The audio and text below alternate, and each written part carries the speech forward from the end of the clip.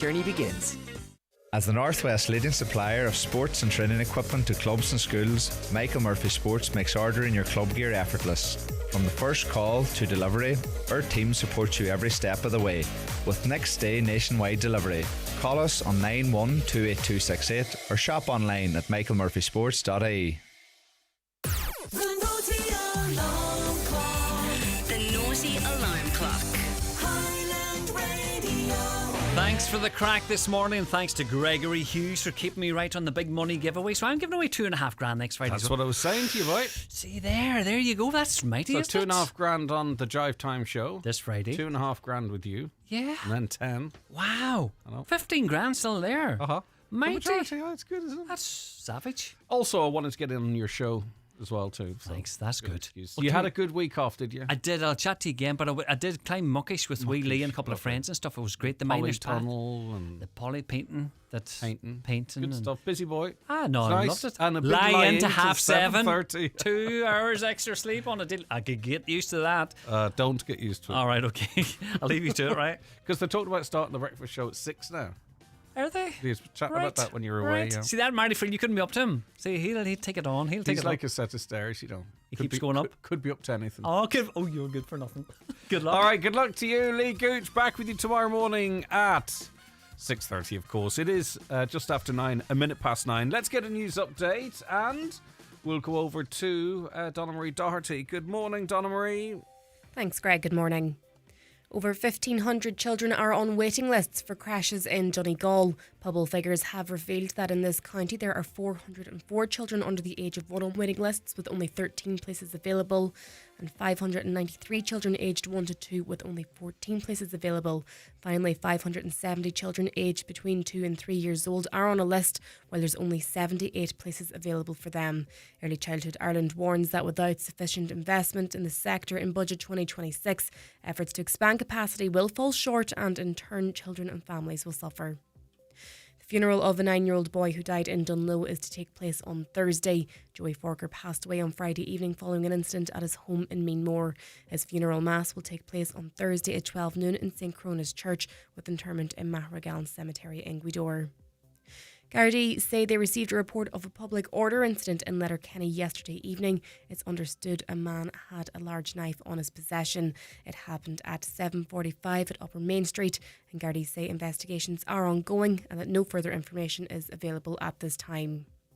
The Taoiseach will meet with the French Foreign Minister today to solidify support for peacekeepers in Lebanon. The UNIFIL mandate will be decided by the UN Security Council this week. Jessica Woodlock has the details. The Irish Defence Forces have been working under UNIFIL since 1978, with over 30,000 peacekeepers serving in Lebanon since then. The current mandate will expire on Sunday, and it will be up to the UN Security Council to renew it. Taoiseach Simon Harris says it's essential that peacekeeping work continues, saying he is deeply conscious of the importance of the mission.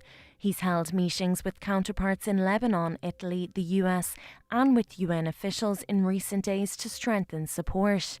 This afternoon he'll meet with the French Foreign Minister, who is amongst those calling for the mandate to be renewed. 17 beaches out of 33 across the country have been rated clean this summer. The cleanest beaches are Brittas Bay, Bundoran, Kilnany, Strandhill and Tramore.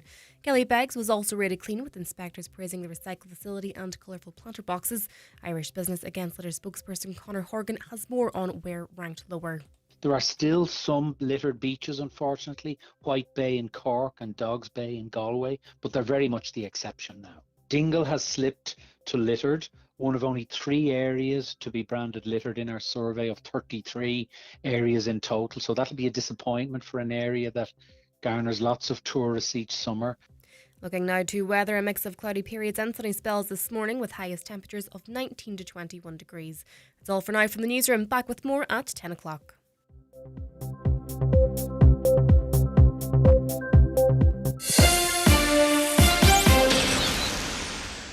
You know, the hardest part of going for a run is just thinking about it. How you feel when you get back. That makes it so worthwhile. The same goes for starting your investment journey. You're probably more than ready to set off. And a great way to get going is in your AIB mobile banking app. For access to personalised advice on investments that you can start today, on your terms, in your own time. AIB, for the life you're after. Allied Irish Banks plc is tied to AIB Life for life and pensions business. Allied Irish Banks plc is regulated by the Central Bank of Ireland. Sale Assurance DAC trading as AIB Life is regulated by the Central Bank of Ireland. Allied Irish Banks plc is a 50% holding in Sale Assurance DAC.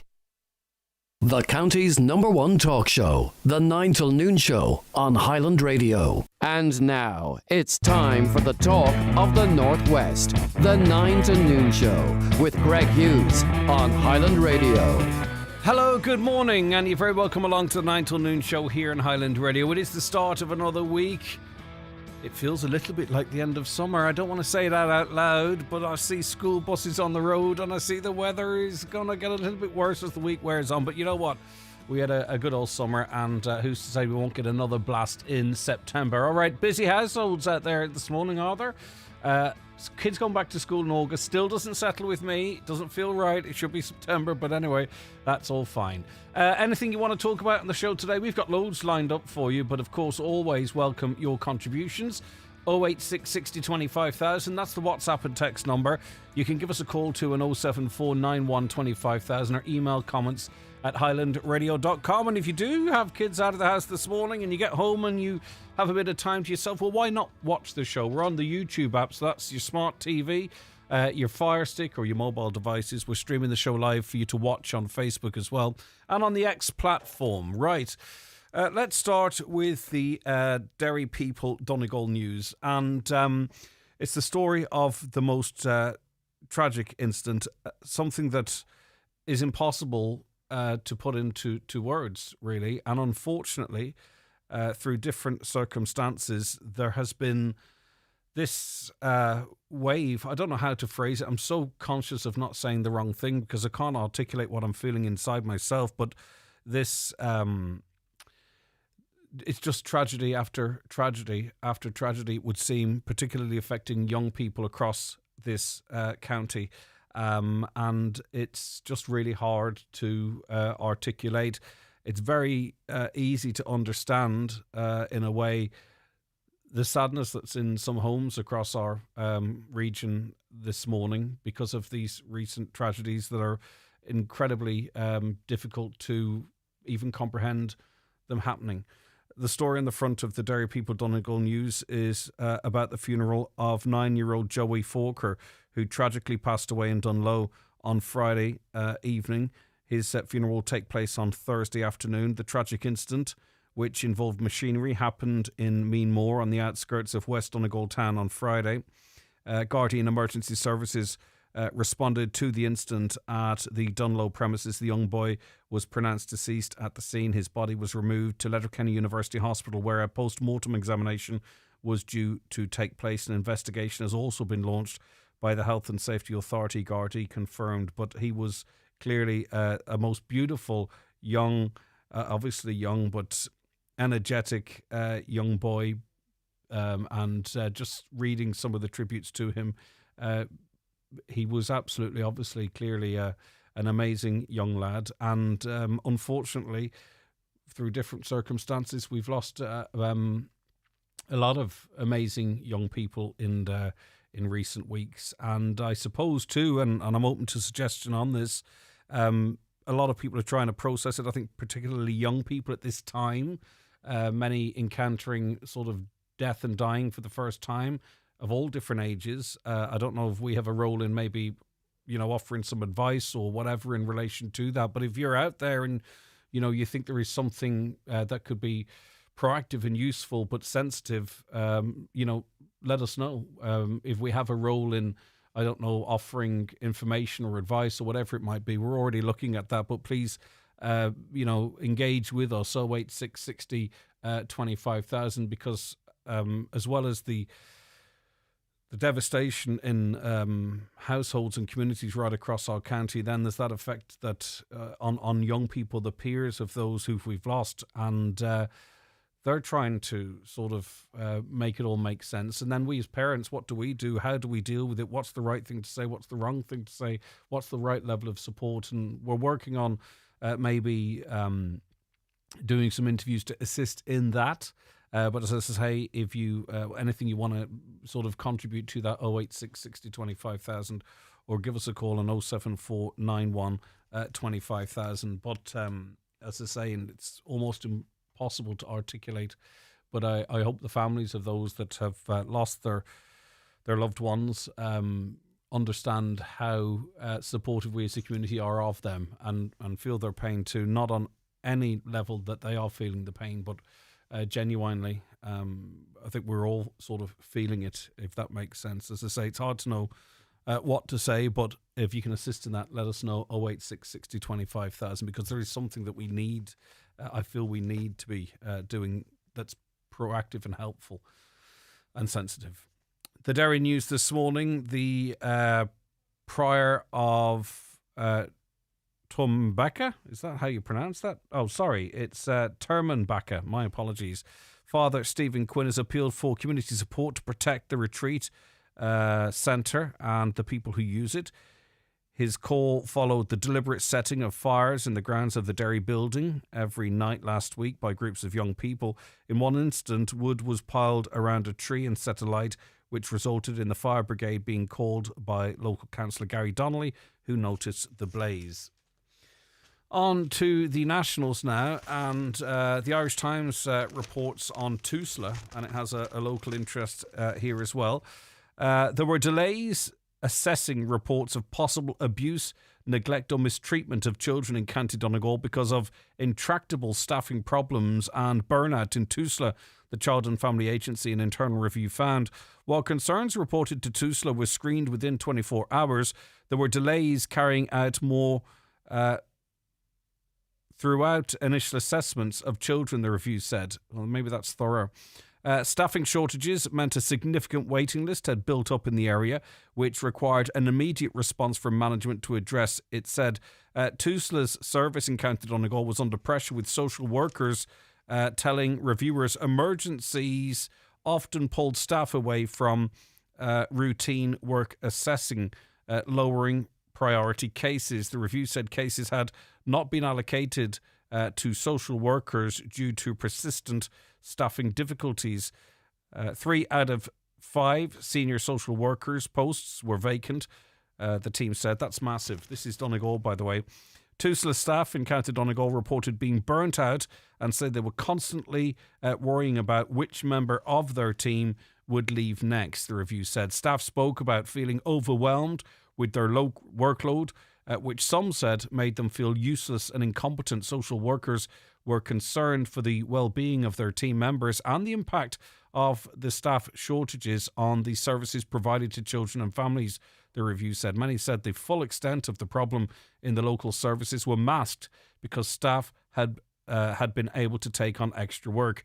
The review said assessments of children offered to Tusla in County Donegal were being delayed by intractable staffing difficulties, and the reviewers were not assured that cases reported to Tusla had been seen in a timely manner to protect the children involved. So what we're talking about here is reports of potential abuse, neglect or mistreatment of children. And because Tusla services are so understaffed in Donegal, the staff themselves burnt out. They're concerned that children aren't being seen when they need to be seen. The service had a significant waiting list that requires increased management and oversight to ensure that those most in need are prioritised, it said. The review, which was carried out by Tusla Internal Quality and Insurances Inspections, was completed in November 2023, and it found 79 cases have been passed between different parts of Tusla's services before ending up on a waiting list. That's 79 cases. If that's something you have an insight into, maybe you are a former member of staff and you think that speaking out at this time might assist your former colleagues or recruitment into the future, or maybe you're a family affected by that, please let us know on 086 60 25,000, or you can reach out to me privately on my social media if that suited you better.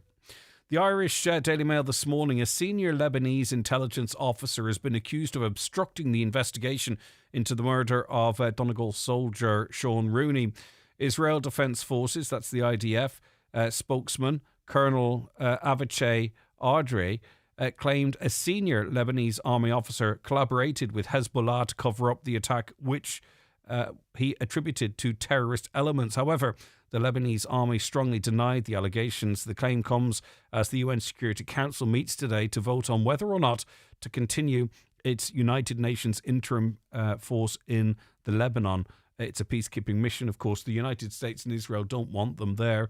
I'm not sure of the veracity of the IDF comments in relation to the death of Private Sean Rooney, but I thought it obviously important to mention.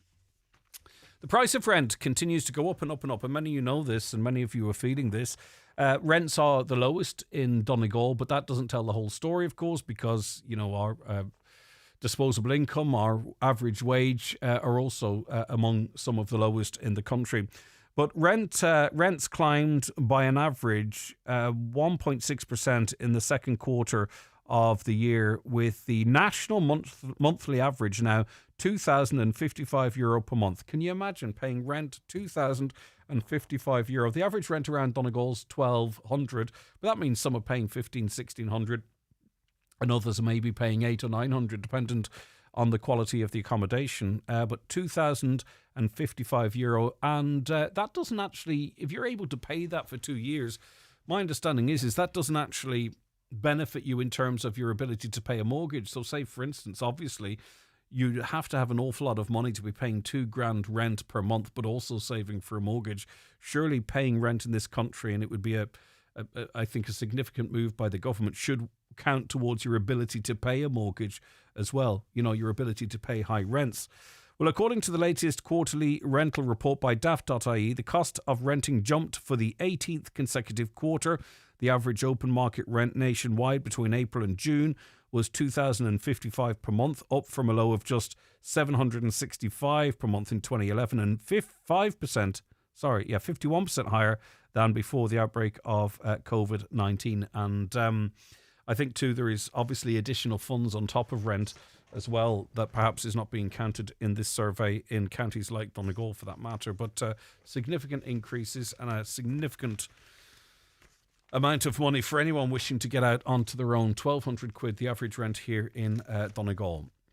Varying reports on the significance of new DNA testing in relation to the Sophie Tuscan de Plantier case. Some papers are saying that this new way of drawing DNA from this case is a game changer, and they'll know who's responsible in weeks. I don't buy that myself. Others suggesting that it could be indicative. But anyway, I'll read from the Mirror, who are taking a more cautious approach. Gardaí are awaiting on results of a high-tech DNA test that could finally solve the mystery of who murdered Sophie Tuscan de Plantier. It's emerged, but sources have stressed Gardaí is still awaiting word on any findings from the tests, and there's been no dramatic breakthrough. A member of Sophie's family last night told the paper he was cautiously optimistic over the latest development in the long-running probe. The French filmmaker, 39, was battered to death outside her holiday home near Scull in West Cork in December 1996, and reports over the weekend claimed investigators had found new DNA samples from the scene which are likely to belong to the killer who murdered Miss de Plantier with a rock. So it's a new system of extracting and sort of almost like rebuilding DNA. So it's solved cases in the United States, a case very similar, in fact, to that case from County Cork. Irish punters are being forced to fork out huge excise costs for booze compared to the rest of the EU. This is in The Sun. New data shows taxes make up 27 to 29% of every drink sold in a pub or restaurant. And research commissioned by the Drinks Industry Group Ireland and compiled by DCU economist Anthony Foley shows Irish consumers pay 11 times more excise for beer than Germans, and hand over 80 times more excise on wine than the French. So do you believe excise should be dropped here? Would you like to see alcohol more affordable? Or is the cost of booze here maybe addressing historic over-drinking? What do you think? Would you like to see booze cheaper? Let me know. 086 60 25,000. Or perhaps you like it at the level that it's at. And finally, in the Star, the government has promised it will prevent illegal immigrants getting access to social houses by making habitual residency in Ireland a requirement. A new law is to be published in the autumn and will be presented to the Dáil in the coming months. It means in future, any new applicants for social housing or the HAP, the housing assistance payment, must be habitual residents here. This is currently not part of the criteria as part of the housing assessment process, and it has caused huge anger amongst voters. You will have seen images and commentary about illegal immigrants, as they're described in the paper, getting a social home in an area where others have been waiting for years and years and years. Well, the move is being opposed by the Human Rights and Equality Commission, which claims the change in law will result in more vulnerable people being made homeless. It is particularly worried about the plight of the Roma and travelling communities. The plan to change the law was revealed by Housing Minister James Brown in reply to a parliamentary question on the issue from Aintu leader Peadar Tóibín. And in fairness, and Aintu often only get mentioned, but they're responsible effectively for two lead stories, Aintu, because it is they that made inquiries as it related to breast check targets, which is a top story today. And they also made the inquiries which has led to clarity on the story of illegal immigrants receiving social housing. So, in fairness, they are seemingly digging into things that are important to people. Okay, it is the 9 till noon show here in Highland Radio. We'll have our first guest on the show very shortly indeed. Daily newspapers are courtesy of Cosgrove, Centra and Diner, Mountaintop, Letterkenny. The 9 till noon show with Letterkenny Credit Union. Simplify your debts with a debt consolidation loan from Letterkenny Credit Union. Call us on 074 910 2126 or apply online via our app or in office today. Did you know that you should always avoid dressing your child in clothes with strings or cords? These can easily get caught or snagged on something in the playground or garden, which could cause serious injury to your child.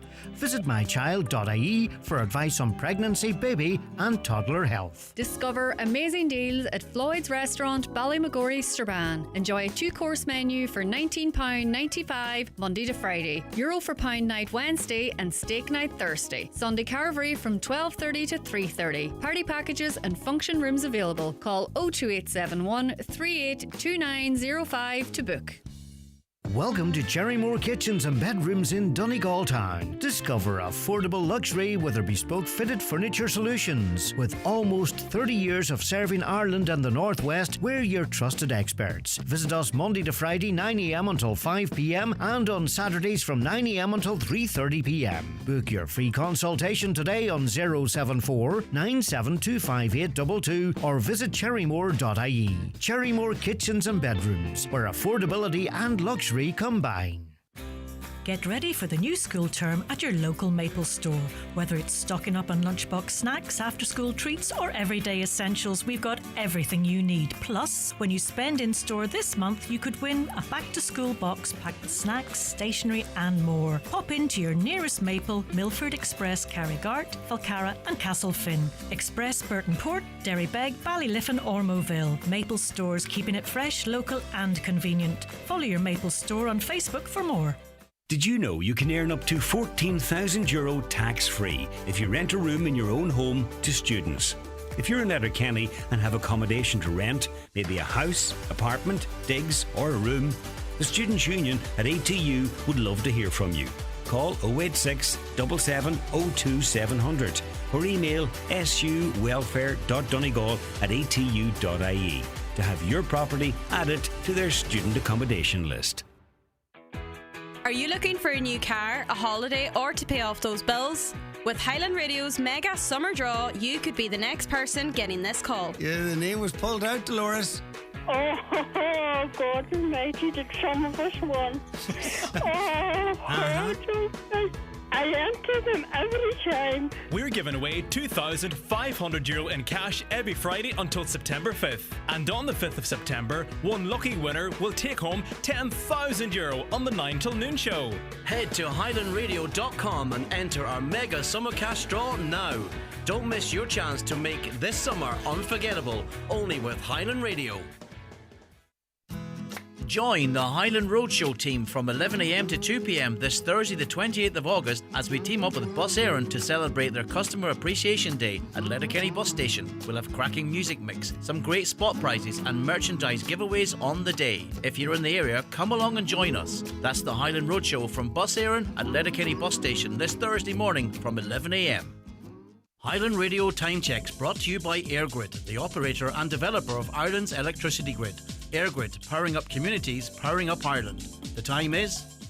The time now is just about to turn 25 minutes past 9. You're very welcome back to the programme. Now, there's quite a bit of a conversation at the moment, and we might touch on this, on student accommodation scams that are going around the place. Just in case you're rushing down to look at accommodation, how that works is often a individual will show an apartment to 5 or 6 people, or flag an apartment to 5 or 6 people, could be more, get deposits off them all and then disappear. So really keep an eye out for that. Go down and check the accommodation if you can, even though it can often be a trek. But there's other scams going about all the while as well, especially with a load of big events, be it concerts or football matches. And Kyle Leaper has been the victim of one of these and is speaking out, Kyle, to try and advise others and help others and avoid others going through what you went through. Yeah, that's right, Greg. How are you getting on? Good, Kyle. Now tell us the story. It was the Saturday before the All-Ireland final with Donegal and Kerry, and I'd gone on Dundee. We were looking for tickets, and we couldn't really find any. So I went on Dundee and I'd found a pair being sold, and I'd messaged this fella on WhatsApp, and everything seemed legit. You know, he had sent on his ID, and we were talking for a good while now, and just seemed like a genuine seller. Like there was no red flags or anything, and I ended up selling him €280, and the money had actually got froze. It was through Revolut now, and the money got froze. So he said he would send on the tickets regardless, and just he had asked me for ID and proof of my address. So if anything came back that the money didn't go through, he could get in contact with the guards or going down that line. So I said, that was fair enough. If he was going to trust me, I'd trust him, that kind of way. And I'd sent on my ID and proof of address, and I didn't hear a word from him then after that. And I kind of clicked then to that, something wasn't right at this stage. The tickets, you never got the tickets. The tickets didn't exist. I never got the tickets. No. Right, and did you lose the 280? I lost that too in the end up. Yeah. So did. And that's really only the start of the nightmare. Because if it was isolated to that, you would say, "Look, we all make a mistake. I'll have to take the hit." But then, I'd paid double or triple nearly. Just to, not have given away my ID at that stage. But and this is the key part of this, in good faith, because there was this sort of trust in inverted commas built up between both parties. Him receiving your ID, that's where this story takes another turn. That's it. Someone got in contact with me. It was from Mullingar Garda Station on Saturday morning, and Saturday evening, and they kind of just explained that someone had got scammed over my name. And I explained the whole story. My heart kind of dropped, and I explained the whole story of me getting done and me sending on my ID. So that kind of died down, but I started getting a load of messages then online from people that had got scammed as well. And it just kind of started getting out of hand. So we went back down to the Garda station yesterday, and we kind of explained, but at this stage there's kind of nothing that can be really done. They just kind of said, to cancel your passport and just can try and get word out there, and that's kind of what I'm trying to do. Yeah, of get course. The word out there. If you're in contact with anyone under the name of Kyle Leaper for tickets, it's not, even though everything seems 100%, and he has a photo of my passport and he has proof of my address and all this here, that it's not me. Yeah, and that there's a double side to this, obviously, because he's doing this in your name, but also, you're having to explain over and over again that you've nothing to do with this. You're still the victim. But he can and this is how it works. I suppose he might, or she might, I don't know if it's a boy or a girl, but, send your ID to someone for reassurance, and they might send their ID to him for reassurance. Then next thing, yours isn't used and the next victim's is, and it kind of keeps going, and it insulates the scammer from sort of ever being identified. It's a crazy situation, so it will. Yeah, no, and even the phone numbers and all are being switched nearly every turnaround. No, especially this weekend with Electric Picnic coming up, and there could be a lot of things in between that could have been sold under my name, and I'm sure there'll be things in the future that are going to be sold under my name. So, it's just trying to get word out there that it's not me anyway, I suppose. Yeah, of course, because this is you're still a victim of this scam. Yeah. Okay. It's my name under it, it's my name being blackened, like. Yeah, and who's to say you won't get a call from Court Garda Station in 2 days, or you know what I mean? You just don't know. You happen to go through this over and over again. Look, it's an easy mistake to make, and as I say, he'll probably acquire someone else's ID by using your ID to sort of seem legit to them, and on it goes, and you can see how it daisy chains, and he makes or she makes a ton of money, and you'll having to deal with the consequences. All right, Kyle, listen, it's good to get it out there. If you see anything associated with the name Kyle Leaper, Kyle is also a victim of this scammer, and don't engage. Thanks very much for getting helping us get the word out there as well. No bother. All right, take care, Kyle Leaper. A Donegal lad, obviously, who continues to be the victim of this scammer. And obviously, you might say you shouldn't take photos of your ID and send them on, but you're trying to get your tickets, the biggest game in a long time, and the other person is very expert at sort of creating this trust system. That's what they do. They're professionals at it. So Kyle Leaper, he's not selling anything at the moment anyway, so keep your eye out there. Apparently the water's off again in Tubin. Previously off from 9 p.m. Saturday to 9 p.m. Sunday. I reported it, says a listener, at 3:30 a.m, but they won't escalate to an engineer unless they have got 5 reports. Yeah, we've had this before. This is why it's really important that you don't rely necessarily on a neighbour to report something or presume someone else has, because they do require a certain amount of reports before they will actually action on it. I'll just check their socials here to see if they've posted anything. No, but they've got news of water conservations. Water conservation restrictions may affect supply to Umla, Torra, Downings, Derry, Castlederry, Meva, Kinnalargy, Melmore and surrounding areas from 11:30 p.m. That was last night until 7 a.m. this morning. That's an ongoing thing. They're doing that every night. Reports to a burst water main may affect supply to Inch Island and surrounds. I think that was resolved last night, or at least they say. So I'm not sure if that pulls in any of our listeners' complaints there. But anyway. A caller says, I think Tusla would have less issues if they weren't looking for master's degrees and several years' experience in social work when posting jobs. Maybe start doing some on-the-job training for people who can pass vetting rather than holding out for degree holders, most of which they've probably hired at this point or have left the country because they didn't. Yeah, I'm not sure. You're probably correct, and you might have more of an insight into this than I have. But I suppose in the area of child protection, it's really important, I suppose, that people are best qualified. But maybe you're right. Greg, we're nearly always done first years. We've nearly always done first years back in August. I remember my first day in St. Eunan's 20 years ago, now being the 26th of August. Okay, very good. Maybe it's a little bit different up here than down the south where I was at school. But anyway, you're probably correct. Who cleans up after the marathon yesterday? You can follow start to finish with plastic bottles everywhere. I would say they have a plan and they'll be on that today. I would say there's a lot of money in those plastic bottles too, I'd imagine. Right, 086 60 25,000. We're going to be digging into... We're going to be digging in a little bit more to the defective concrete blocks situation. On Friday, we learnt just 7% of houses were fixed since the scheme was announced. Now, that might not tell the full story, because you could read that headline and you might think, right, 7%, that's not bad. Is it full rebuilds? Well, maybe they weren't full rebuilds.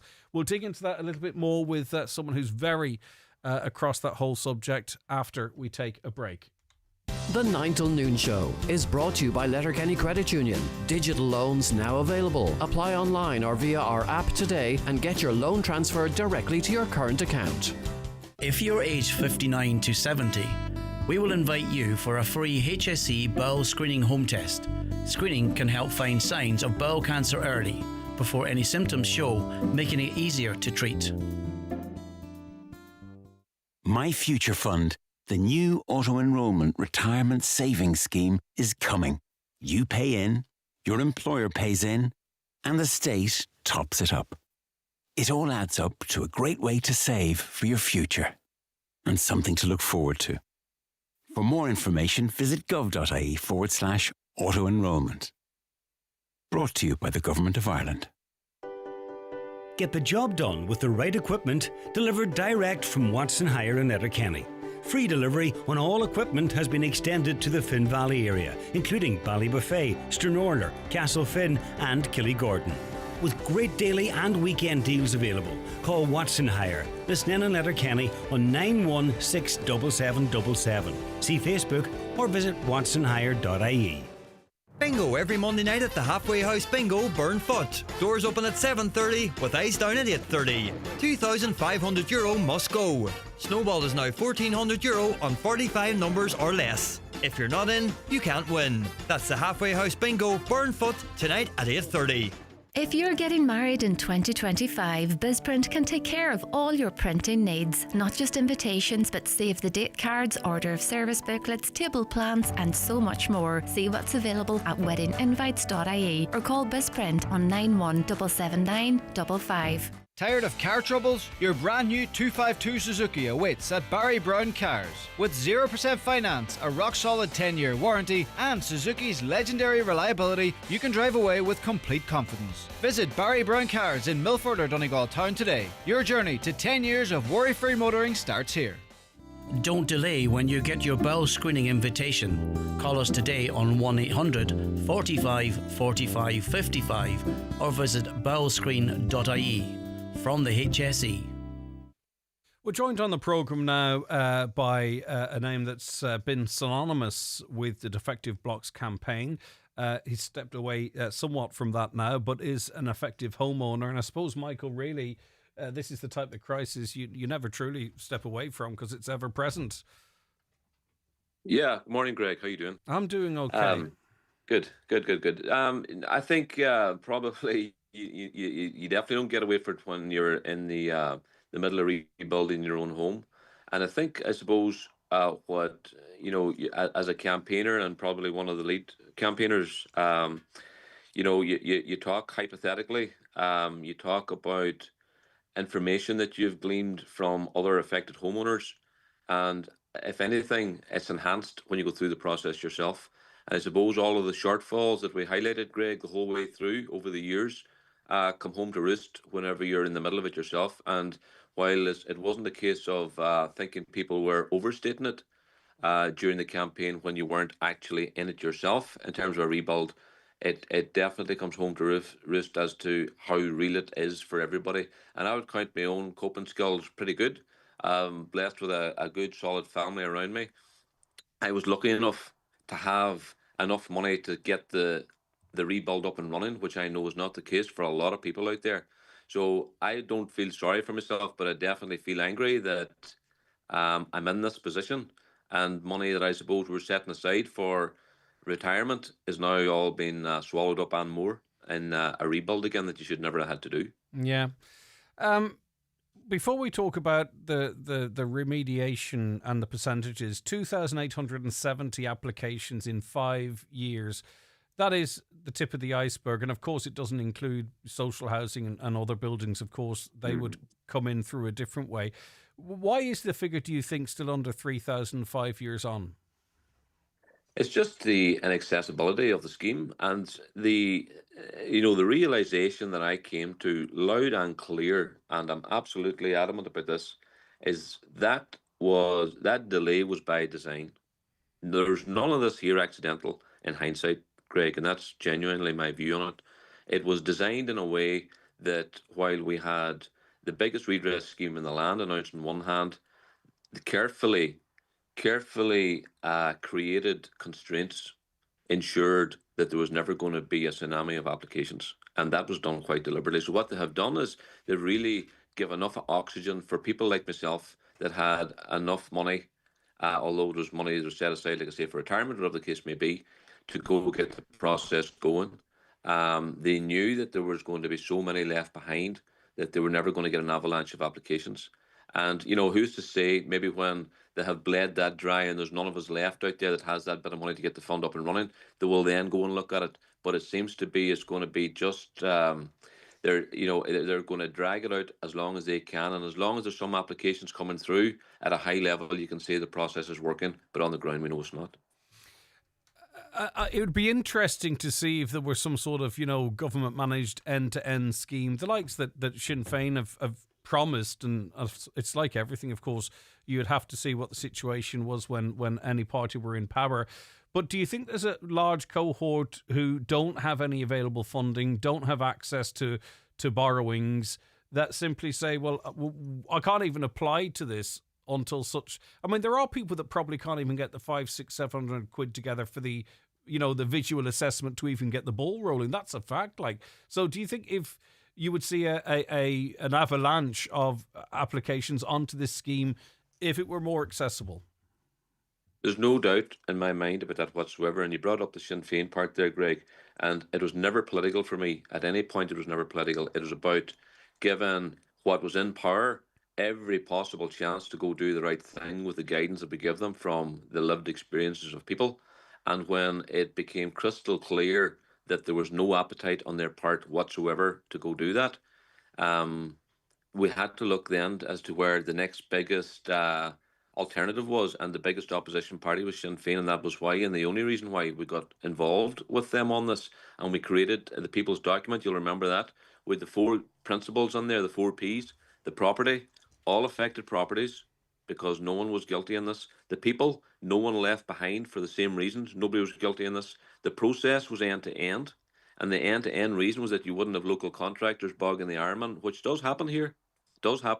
Right down to tradesmen.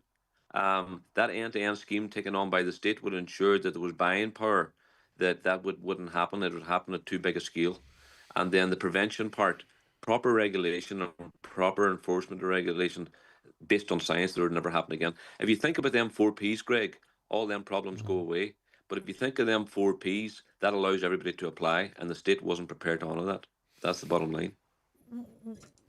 What are the chances, though, of this scheme being constantly sort of updated and enhanced? Because, the powers that be might sort of say, well, the key players have stepped away. The likes of yourself and Paddy and others that were very instrumental. And I know both of you and the rest of you still advocate, don't get me wrong.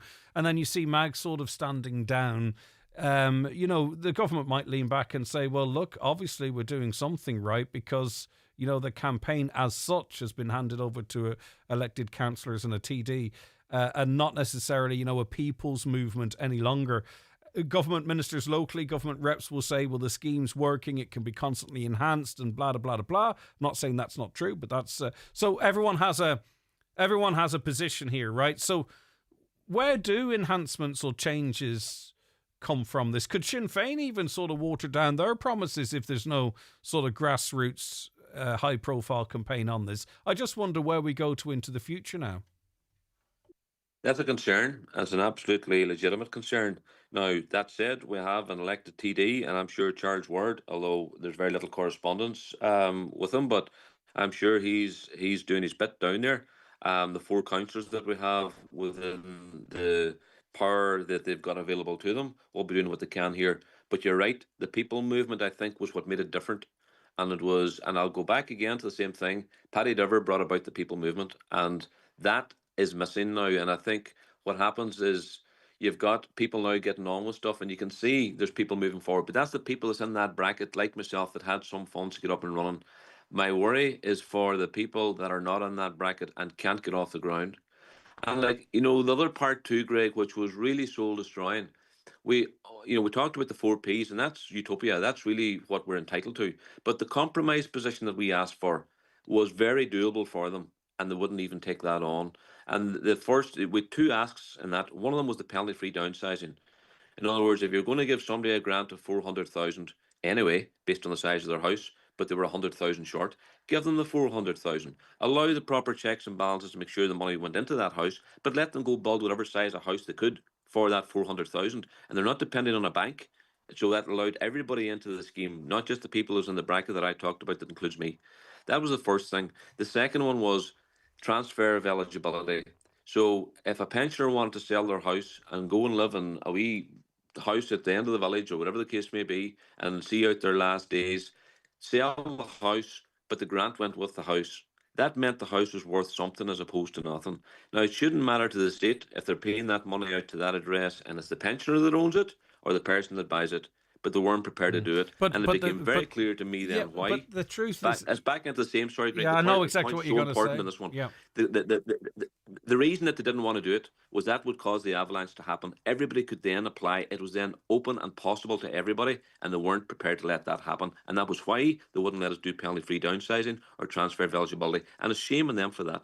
And there are some indications to that attitude in some of the reporting from the ditch as well, that sort of would sort of back that up, that the efforts were made to limit people accessing the scheme. Also to, almost 1 in 10, you could sort of try and spin that 7%. But how many of those are, full rebuilds, and how many of those are outer leaves? How much of that 7% is going to be back on this scheme again into the future? That's the other concern, because I don't have the latest numbers to hand, but I know percentage-wise and ratio-wise, it was like 2/3 rebuild to 2/3 outer leaf to 1/3 rebuild, and the science is now superseding everything that NSAI, the National Standards Authority of Ireland, have available to them. Was available to them, they just haven't acknowledged it.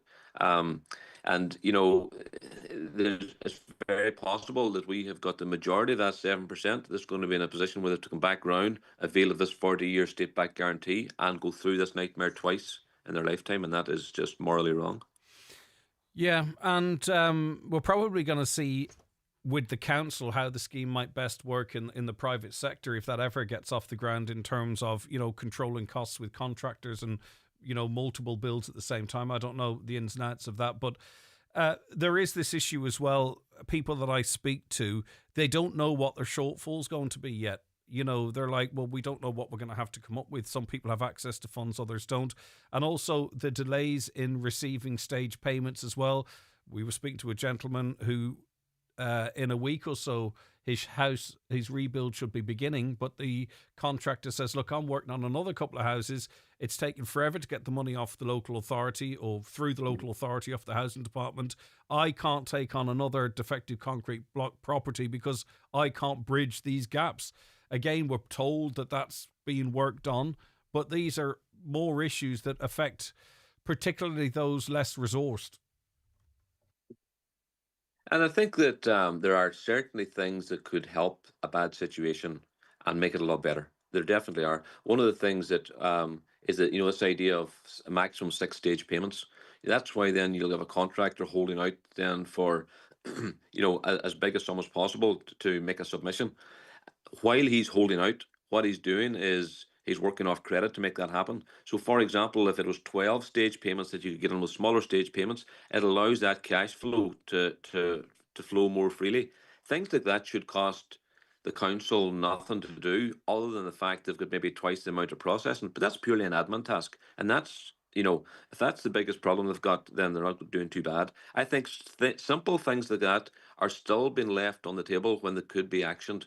That's where I would hope we've got our 4 100% redress party councillors and the other party councillors, where common sense would dictate this can be made easier by things that cost us nothing to do other than a bit of extra admin. Yeah.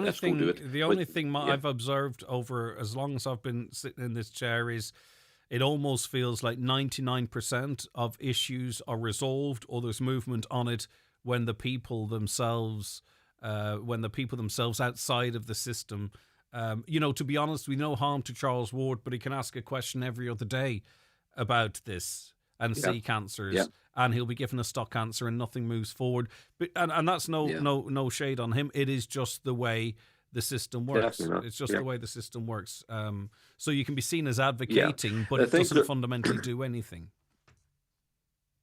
And that's my worry in it, Greg. My worry in it is that people fatigue of Yeah. a campaign. You know, if you look at the heights that campaign got to, Greg, it was just never going to be sustainable to that level forever. And see if we had the people in this county that was at cabinet level pushing as hard as the people were pushing, I don't think we'd be in this problem today.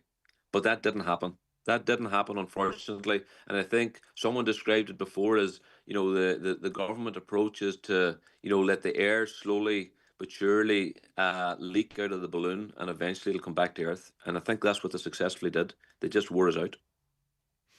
Yeah, I think many might agree with you. All right, Michael. On a positive note, though, thankfully you did have some reserves that you were able that were for something else, but you were able to lean on, and you can still somewhat see the light at the end of your tunnel, which is good for you and your family, because you've given up an awful lot of yourself in the campaign, not just in dealing with this on a personal level as well. So I don't think anyone would begrudge you. Everyone begrudge you a move into your house, hopefully before Christmas. Yeah, exactly, Greg. And, you know, that's what I would say to people as well. For the people that's in that branch where they can go make things happen and get the funding for it, you know, the light at the end of the tunnel is good. You know, the reality is we will have a better home than what we started out with. From a fabric perspective, you know, you've got your underfloor heating if you avail of the SEAI grants, and there are people out there, Claire Irwin and others, that'll help on all that front and give all the guidance that's needed. And you get to the stage now where you start to certainly look forward to getting back into your home, but tinged with a bit of guilt, if I'm being honest. Survivor's guilt, is it?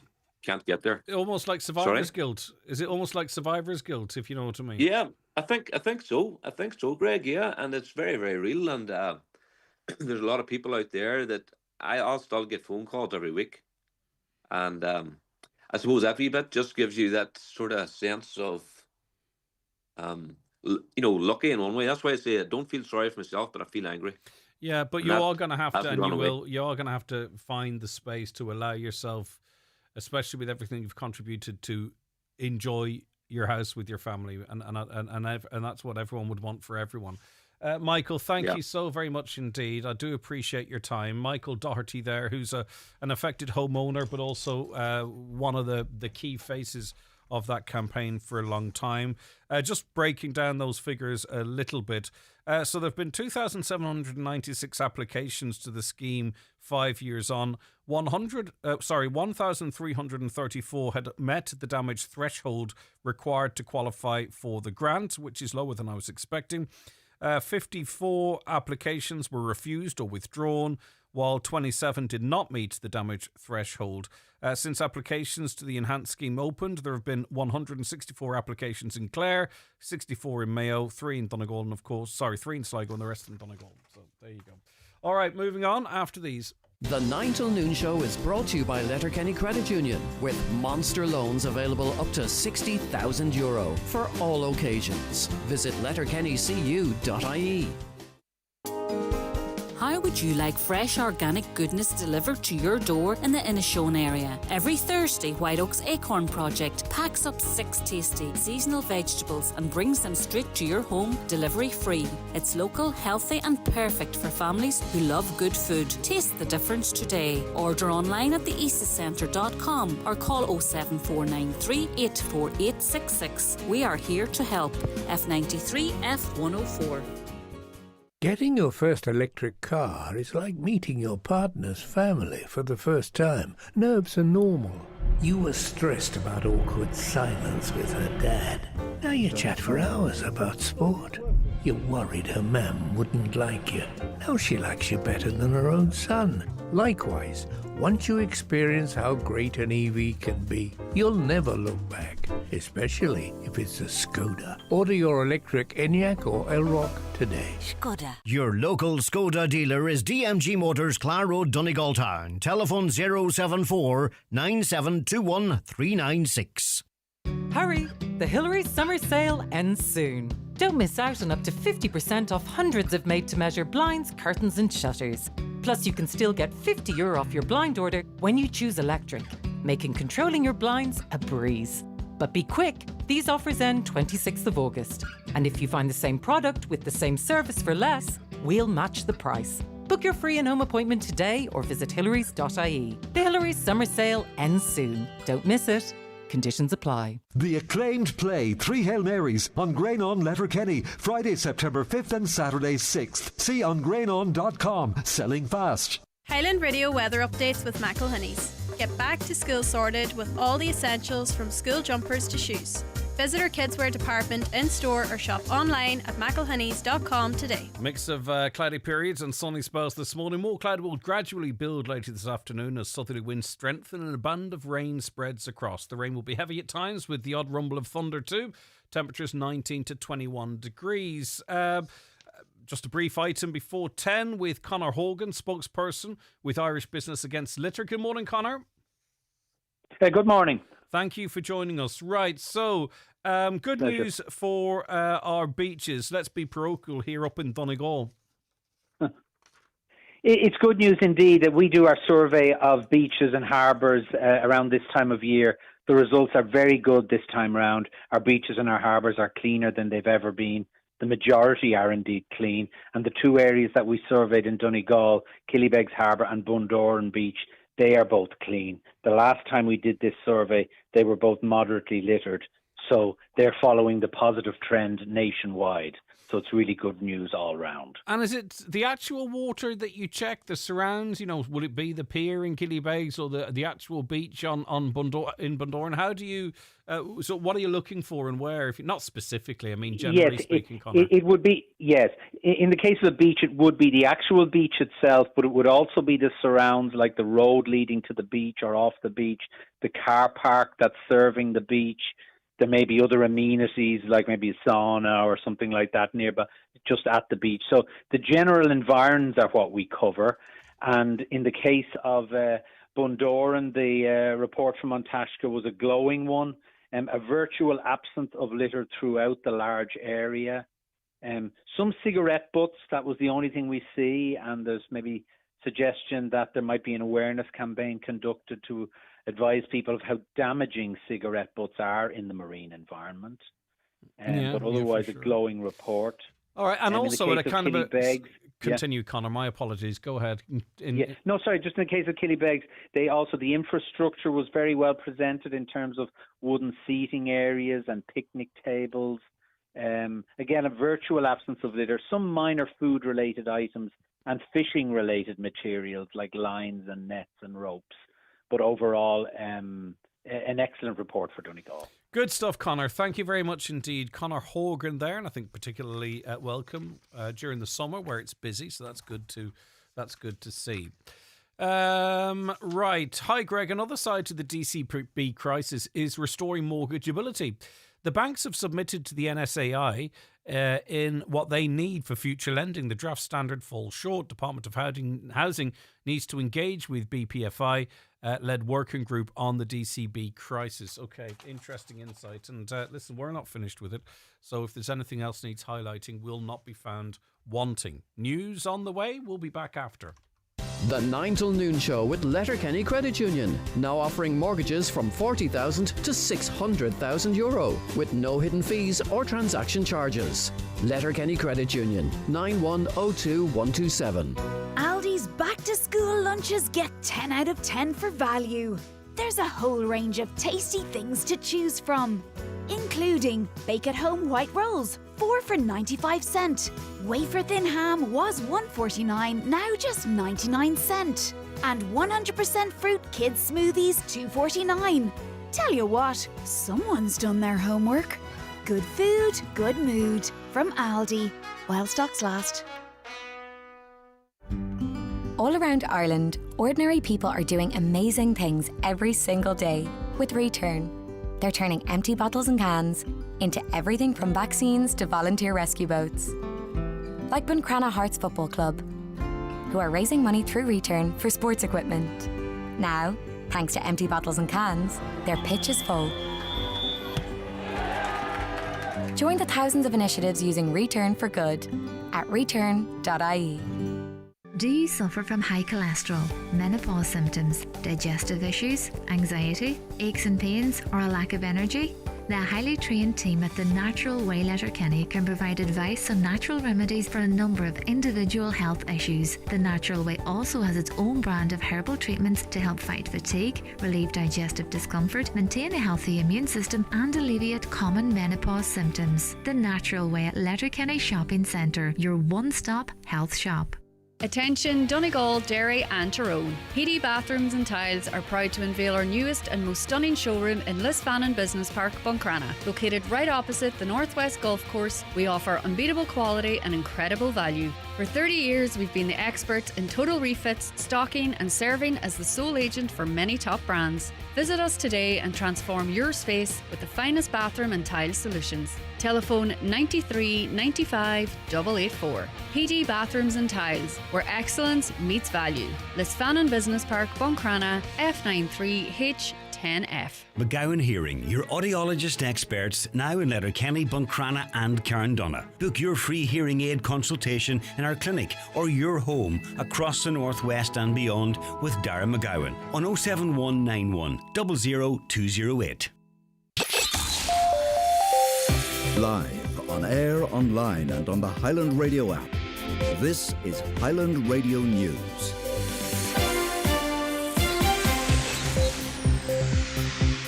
Good morning, it's 10 o'clock. Donald Kavanagh at the news desk. Ukraine's President Volodymyr Zelensky has vowed to push Russia to peace as his country marks its Independence Day. In a defiant address to the nation, he says Ukraine will continue to fight for its freedom. It comes as US Vice President J.D. Vance claims Russia and Ukraine have made some significant concessions in the last few days as Donald Trump calls for an end to the senseless killing. Barry Ward, Fine Gael TD and Oireachtas EU Affairs Committee Chair, is currently in Kyiv, where he's due to meet President Zelensky later today. About what's happening, about their plans and about what progress they think can be made under the current efforts. And of course at the moment General Keith Kellogg is here, the US Special Envoy, and he was at the Independence Day celebrations with Prime Minister Mark Carney from Canada yesterday as well.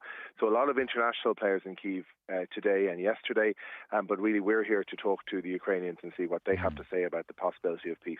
Gardaí have confirmed they've received reports of a public order incident in Letterkenny yesterday evening during which a knife was evident. It understood a man had a knife in his possession. It happened at around 7:45 last evening at Upper Main Street. Gardaí say their investigations are ongoing. New supports for businesses impacted by US tariffs are on the way. The action plan is being announced today following Donald Trump's 15% levy on EU imports into the US. Enterprise Minister Peter Burke says there'll be two new funds available for Irish companies. One is a market research grant, which will essentially allow companies to assess the full impact of tariffs, and there's €35,000 for exporters in that. And secondly, we have a new markets validation grant of about €150,000, and again that will develop strategic market strategies that companies need when they're assessing new markets. There may be water supply issues in Convoy today due to repairs to a burst water main. Affected areas include Maharanapan, Glassley, Letchermore, Midcut, Cloughrow, Ahigalt and Drumbergumberland. Works are scheduled to take place until 4:30 this afternoon. Figures published this morning show over 1,500 children are on waiting lists for creches in Donegal. The public figures show that in the county there are 404 children under the age of 1 on waiting lists, with only 13 places available, and 593 children aged 1 to 2 with 14 places available. 570 children aged 2 to 3 are on a list with only 78 places available for them. Early Childhood Ireland is warning that without significant investment in the sector in the forthcoming budget, efforts to expand capacity will fall short, and in turn children and their families will suffer. The Taoiseach will meet today with the French Foreign Minister to solidify support for peacekeepers in Lebanon. The UNIFIL mandate will be decided by the UN Security Council later this week. With more, here's Jessica Woodlock. The Irish Defence Forces have been working under UNIFIL since 1978, with over 30,000 peacekeepers serving in Lebanon since then. The current mandate will expire on Sunday, and it will be up to the UN Security Council to renew it. Taoiseach Simon Harris says it's essential that peacekeeping work continues, saying he is deeply conscious of the importance of the mission. He's held meetings with counterparts in Lebanon, Italy, the US and with UN officials in recent days to strengthen support. This afternoon he'll meet with the French Foreign Minister, who is amongst those calling for the mandate to be renewed. 17 beaches out of 33 across the country have been rated clean this summer. The cleanest beaches are Brittas Bay, Curracloe, Bundoran, Killiney, Strandhill and Tramore in County Waterford. Killybegs was also rated clean, with inspectors praising the recycle facility and colourful planter boxes there. Irish Business Against Litter spokesperson Conor Horgan has more on the littered beaches. There are still some littered beaches, unfortunately, White Bay in Cork and Dogs Bay in Galway, but they're very much the exception now. Dingle has slipped to littered, one of only 3 areas to be branded littered in our survey of 33 areas in total. So that'll be a disappointment for an area that garners lots of tourists each summer. And the weather forecast, a mix of cloudy periods and sunny spells this morning. More cloud building in the afternoon with southerly winds strengthening. A band of rain will spread across the region. The rain heavy at times with the odd rumble of thunder. Top temperatures today 19 to 21 with high seas expected along Atlantic coasts with wave overtopping possible. Rain clearing away this evening, leaving a mix of clear spells and just some isolated showers. Lowest temperatures 12 to 14 tonight. South fresh southerly winds. Tomorrow we'll see scattered showers with fresh and blustery southwesterly winds from early morning. Sunny spells in the afternoon, but more cloud again developing tomorrow evening. Top temperatures on Tuesday 15 to 17. That's Highland Radio News, back with headlines at 11. Check all the day's news on our website, highlandradio.com. But for now, from the news team, good morning. The obituary notices this Monday morning, August 25th. The death has taken place of Edward Eddie Kelly, Drumcarbet, Malin. Edward's remains are reposing at his home. Funeral from there on Wednesday morning at 10:20 for 11 o'clock Requiem Mass in St Patrick's Church, Clay, followed by interment in the adjoining cemetery. Family time from 10 p.m. until 11 a.m. Family flowers only please. Donations in lieu to the Coronary Care Unit, Letterkenny University Hospital, care of any family member or Eamon McLaughlin, funeral director. The death has occurred of Sean O'Donnell, 6 Woodlawn Stranorler, formerly of Belcridge, Kincastle, Dunlow. Remains are reposing at his late residence today from 1 p.m. until rosary at 9 o'clock. Funeral leaving his late residence tomorrow morning at 10:30 for Requiem Mass in the Church of Mary Immaculate, Stranorler at 11 o'clock. Interment in Drumbow Cemetery. The Requiem Mass will be streamed live via the parish webcam. Family time before the funeral tomorrow, please. The death has occurred of Sarah Hunter, nee McClintock, Cross Carrigans. Funeral leaving from her home this afternoon at 1:30, going to Monrea Presbyterian Church for service of thanksgiving, followed by burial in the adjoining graveyard. Family time please today before the funeral. Family flowers only. Donations in lieu if desired to Monrea Presbyterian Church and St Johnston Social Services, care of any family member or Terence McClintock, funeral director. The death has taken place of Kathleen Macaulay, nee McKinney, Key Street, Moville. Kathleen's remains will repose at Eamon McLaughlin's funeral home, Station Road, Carndonagh, today from 3 o'clock until 6 o'clock, followed by removal at 6 p.m. going to St Pius X Church, Moville, to repose overnight. Kathleen's funeral mass will take place tomorrow morning at 10 a.m.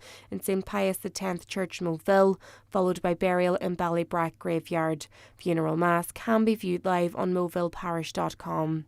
Donations, if desired, to Buncrana Community Hospital, care of any family member or Eamon McLaughlin, funeral director. The death has taken place of Sheila Bradley, nee Hutton, formerly of Southway Dairy. Sheila's remains are reposing at her daughter's home, 1 Sandbank Park. Funeral leaving there this morning at 10:12 to St Columba's Church, Longtower for Requiem Mass at 12:30. Interment afterwards in the city cemetery. The death has taken place of Catherine Boyle, nee Macaulay, Burton Port, and formerly of Main Street, Dunlow. Her remains are reposing at her home. Family home is private to family and near neighbours. Removal from the family home to St Columba's Church Acres this morning for funeral mass at 11 o'clock. Burial afterwards in Dunlow Cemetery. Family flowers only. Donations in lieu if desired to the Donegal Hospice. The death has taken place of Jim Lynch, Dundasford Manor, Cunningham. Funeral leaving his daughter Caroline and son-in-law Gabriel Devaney's home at Castle Forward, Newton Cunningham, this morning at 10:30, going to All Saints Church, Newton Cunningham, for 11 o'clock Requiem Mass, which can be viewed on churchservices.tv. Interment afterwards in St Columba's Church Cemetery, Dromahal. Family flowers only, please. Donations in lieu of flowers if desired to Dromahal Chapel Restoration Fund, care of any family member. For family information and more details regarding wakes and funerals, please go to highlandradio.com.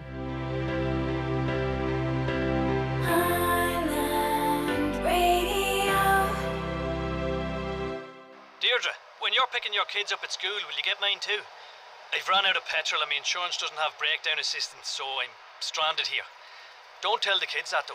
They'll never stop slagging me. Real life, written by you, underwritten by Allianz. Get covered with breakdown assistance and 15% off car insurance policies at allianz.ie. Allianz plc is regulated by the Central Bank of Ireland. Standard acceptance criteria, minimum premiums and terms and conditions apply. Breakdown assistance is an optional extra. An additional premium applies. You're very welcome into the second hour of today's 9 till noon show. I do hope you're very well. And we've got another busy 2 hours on the way, so stay right where you are. You might have heard a little earlier on that the big mega summer draw is still ongoing, which is great. We've got 3 fantastic prizes to give away, 15 grand in total. There's a draw on Friday on David's show, or the Drive Time show. There's a draw then the following Friday morning on Lee Gooch's Naughty Alarm Clock, and then 10 grand to give away on this show next Friday week, if that makes sense. So you've still got 3 draws, 3 big chances to win. The tickets are still available, by the way. The winning ticket of the 10 grand very well may not have been sold yet. We simply don't know because it's an open draw. So if you want to be in all 3 draws, you can get onto us right now, 07491 25,000. We'll get your number into the draw drum. Or you can go onto our website, perfectly safe and secure.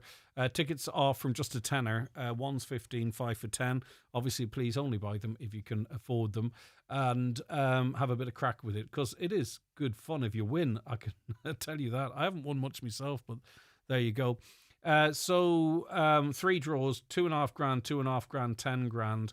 And you could join our previous 2 winners as well. So if you want to get your tickets, maybe you haven't heard of it before, get in touch right now.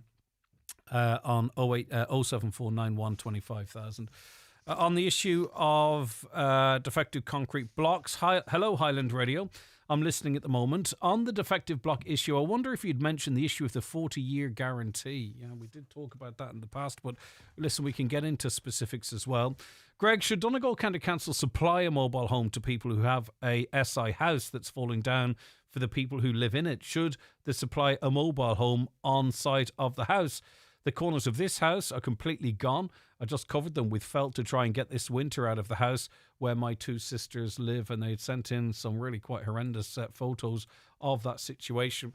What is it? 80 odd people have been moved out of social housing. Thousands are affected. I know people who are living in the most terrible circumstances in an SI house, and people are developing respiratory illness. There's just generally more illness in the home. Externally, maybe the home is not terrible, so they're probably facing 4, 5, 6, 7, 8, who's to know, years in that home. It makes it very, very difficult. I'm not sure how many houses could accommodate a mobile home on site, but if it's an option, perhaps maybe that is the way forward to get people out of that terrible situation.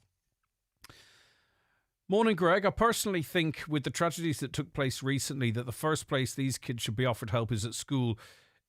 It'll help educate young people on the causes, symptoms and how to get help for depression, anxiety and worry. They need to know what services are available to help them if they need it and how to spot if someone's in trouble. But there aren't always signs of people being in trouble. And, maybe we need to approach it in a different way. People can make decisions that there's no prior indication of, that you would never imagine such a thing might happen. I don't know how we discuss it with people. You have to discuss it really carefully. I think maybe should there be more of a focus or a conversation on, not necessarily the very kind words that obviously follow, and maybe more on the devastating impact it might have on those that are left behind, without attributing any blame or anything like that there. And I'm really trying to choose my words carefully, but we need to talk more about what's left in the wake of a tragedy such as suicide, for an example, what a family might have to go through, how the long-term impacts of that. You know, maybe that could be, if there's more of a conversation or an understanding of that, maybe that could be the difference in a moment between, you know, someone dying by suicide or not. I don't know. There's never a right time to talk about this, by the way, because unfortunately these types of tragedies happen all of the time. So you could never find a window whereby it might not seem insensitive for us to talk about it. So, like, I think definitely about people reaching out for help. Obviously, schools aren't open during the summer or for a couple of weeks at Halloween, etc., or Easter, sorry. But I just wonder if we need to maybe help younger people understand the consequences, the finality of a situation and what might happen thereafter, because someone might make a decision in a moment, and if that knowledge is in their head, maybe they might consider that decision. I don't know, but I'm open to assisting in any way, us moving forward to try and find something that might help in this situation. That is all we can do at this point, if that makes sense. We found a British passport yesterday at the bottom of An Grianán Fort. It's been left in Letterkenny Garda Station. Okay, so it's, I don't know if people on holiday, they may be from here, of course, but if they were on holiday, for an example, if they're listening to this show. So if you've heard anyone who lost a British passport, get in touch. We can maybe pass it on. When are you going to mention the person that had to be disarmed with a knife yesterday on the main street in Letterkenny? A bit more important, I think, at the minute. I don't know the circumstances of that. I've probably a rough idea if someone's asking us why we're not talking about it. We can't interfere in ongoing stuff. People can go on social media and say whatever they like, right? But we can't start having a conversation about someone's guilt or otherwise whilst an investigation is ongoing or an arrest has been made. We don't know the circumstances at all. So that is literally just the rules. Now, if you want to get on to Commissioner Mann and the various other agencies that sort of police what can be said on radio or not, more than welcome to do so. But we literally can't talk about certain things at certain times, regardless of where someone is from or who they are or their gender or whatever it might be.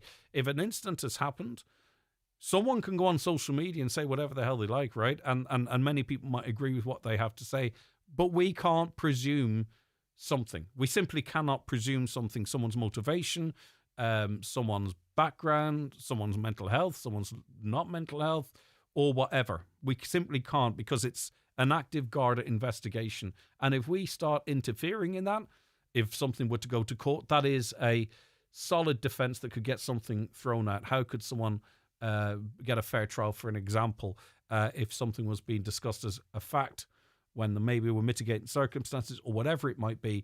We are literally bound not to be able to discuss certain things in certain ways, where someone can say whatever they like on social media and then a day later backtrack or whatever it might be. I've seen it in the past, and that's fine because they can, and we can't. Right, 086 60 25,000. That's the WhatsApp and text number. Let us take a quick break because some of you out there are playing Radio Bingo. It's time for Vision Ireland Bingo on Highland Radio. It's Monday, August 25th. Playing on a green sheet. Reference number is S11. It's week 35. Today's numbers are 6, 28, 85, 54, 43,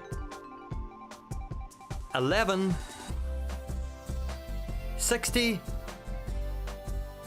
49, 70, and 4. Phone your claim to 9104833 before midnight tonight, leaving your name, contact number and the name of the shop where you purchased your book, and we'll call you back the next working day.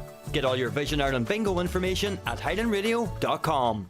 Since I switched to Hidden Hearing, I can hear it all. You could save up to €3,000 off invisible hearing aids. Save when you switch to us, upgrade, or save on your very first hearing aids.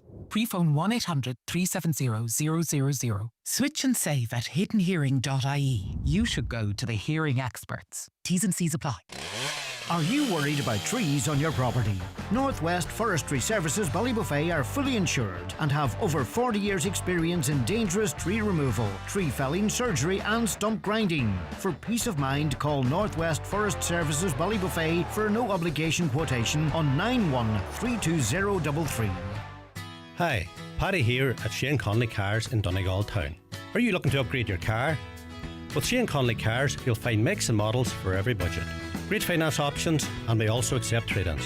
Check out ShaneConleyCars.com or call in to us at Shane Conley Cars from Lonaher Road, Donegal Town. At DoorTech Garage Door Systems in Kilmacrennan, we specialise in the supply and installation of all types of industrial roller doors and garage doors. Whether for your home, business or farm, our doors offer the security you need. For premium quality doors, call DoorTech on 91 or visit doortech.ie. The 9 till noon show is brought to you by Letterkenny Credit Union, offering low-rate car loans with fast approval. Apply online at letterkennycu.ie or in office today. You might have heard reports over the weekend from a Pakistani doctor based in County Donegal. They say they're considering leaving Ireland after being racially abused and threatened during an alleged incident this week. She said she was followed and threatened by a man after leaving work in her car last Tuesday evening. A vehicle started to follow her and the driver began beeping the horn before cutting her off. She initially thought it might have been road rage but realised it was something more serious when the man followed her down a cul-de-sac. His intent, she said, was to isolate me in that cul-de-sac and then probably physically assault me. When she realised he was following her, she drove back onto the main road where there were more people. The man again followed her and got out of his car. The doctor said the man called her the C word and a number of racial slurs she did not want to repeat. I didn't roll down my window. I didn't come out. He was trying to tempt me out of the car, said the doctor, who is based in Letterkenny. She said the man made violent threats and aggressive gestures. She filmed him on her phone and called the Gardaí. The doctor, who did not wish to be named, said the incident lasted 20 to 30 minutes before the man finally left. And this is the latest in a series of reports of people mostly living and working here for a long time that have been the target of either verbal or physical abuse. Thomas Pringle's a member of United Against Racism at Donegal. Does anything about that story surprise you, Thomas? Unfortunately not, Greg. And that's the sad thing about it. I mean, it's disappointing that it's in Letterkenny and in Donegal that this has happened, but it's happening all over the country, unfortunately. And as part of that story further on, they interview a doctor from Dublin who is part of the support group. And I mean, basically, he's saying that they've seen an increase right across the country in these type of attacks. And that's very worrying. And it's obviously very frightening for the people involved. But it should be, we all should be very worried about it, because, I mean, the people are doctors who are here to help us and and Letterkenny wouldn't keep going without the doctors that have come in here to help Letterkenny and help the people of Donegal. And there should be, we should all be concerned about it, and we should all be acting to ensure that that doesn't happen and it doesn't be continued. And unfortunately, I think we have to look at how social media promotes this kind of activity and as well, and by clickbaiting, and people are sharing these around and getting more and more likes and baits, and that is what the reason for being. And indeed, we're seeing local media as well is now promoting these, giving these a platform to spout this hatred, and this is, unfortunately, Greg, is natural outworkings of it, because that's where this hatred leads. It leads to attacks on innocent people who are going about their job, trying to help the people of Donegal. I get where you're coming from, and I also note, part of your comments there, and I want to talk about the issue of racism and not media coverage and what have you, but there's two options here. You can have one thing happening in this space, for an example, what me and you are doing now, and then you can have something completely different happening in a social media space, and never the twain shall meet. Do you not think there is an advantage in, if people are expressing certain views, challenging those views, and allowing the majority of the population to ratio those views, so to speak? Because up until now, or heretofore,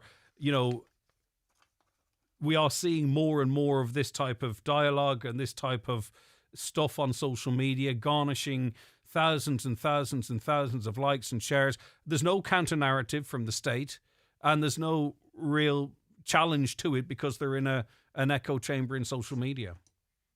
Yeah, and unfortunately, there is no counter analysis to it from the state. Unfortunately, what we see that most political parties in the state are moving further to the right and to meet this, and the view seems to be that the way to actually deal with this issue is to placate it and to become as right as the right themselves.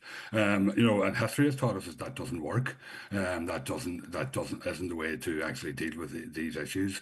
And there is a balance. Like, and I understand what you're saying in terms of media might want to present the arguments and maybe have a debate on each side of it, but that is actually platforming and giving a credence to their arguments. And basically, the arguments of the far right are totally spurious. And we're in a situation now whereby in the past you had two newspapers and two newspapers and one TV channel, and that was it. The bottom line is now there is a whole different media, and not platforming on what's deemed as the mainstream media is not working, because because these movements have popped up in virtually every country in the world, and then themselves transfer into mainstream politics from the platform built off mainstream media, or built off the mainstream media platform, if that makes sense. Yeah, well, you see, the thing about it is, I don't get this comments on my social media platform. On my Facebook page, I don't get this far right commentary and stuff like that there. On my Twitter page, I don't get it. It's the algorithms that are used by social media. So basically, if you follow one of these things, they'll throw 10 at you. So it's a very limited group that are getting this all the time and on social media. But unless you were to engage and counter some of that, how do we ever get to a point whereby there is some sort of consensus or some sort of deprogram of people, if that's what you want to say? If you are in your echo chamber and another group's in a different echo chamber and both are so equally strong, if you know what I mean, where does the end? Where's the conclusion to that? Well, the reality is, Greg, unfortunately, that I don't think there is a reasonable argument that you can have with racism on media or on social media and stuff like that there. Now, there is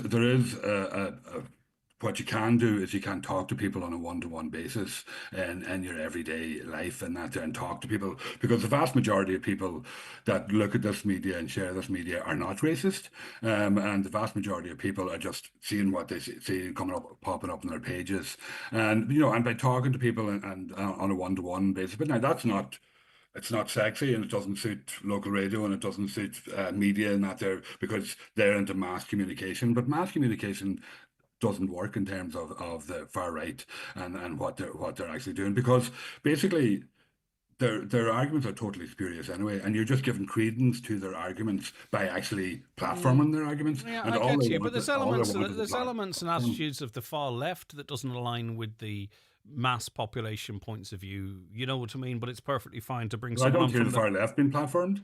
I don't hear the far left being platformed. You know what I'm on about, crossover stuff.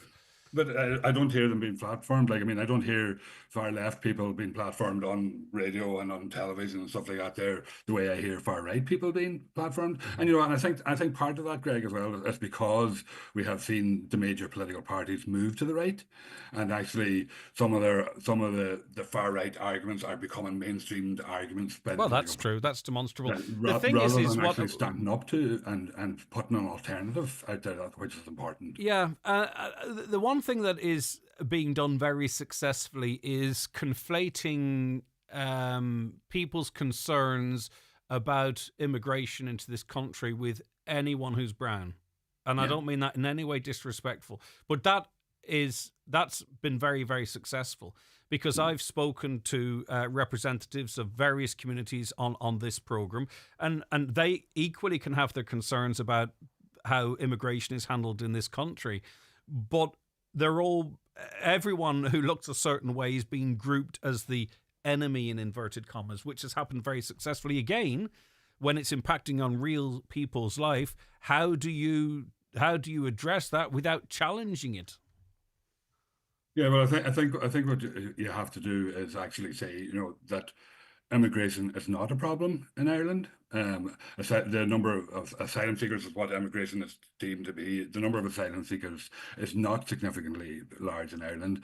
There's an awful lot of immigration that comes to Ireland who are not through the asylum process, and people who come to work here, make their lives here, and live here, and that's what the asylum seekers are trying to do as well: make their lives and contribute to. I don't understand why mainstream parties aren't trying to support the legal working second, third generation, communities in this country, though. Is it because it's not politically popular to do so? Like, why aren't we seeing more of the big parties coming out and sort of saying what you're saying in terms of the importance of people in the health service and other areas of life and society as well?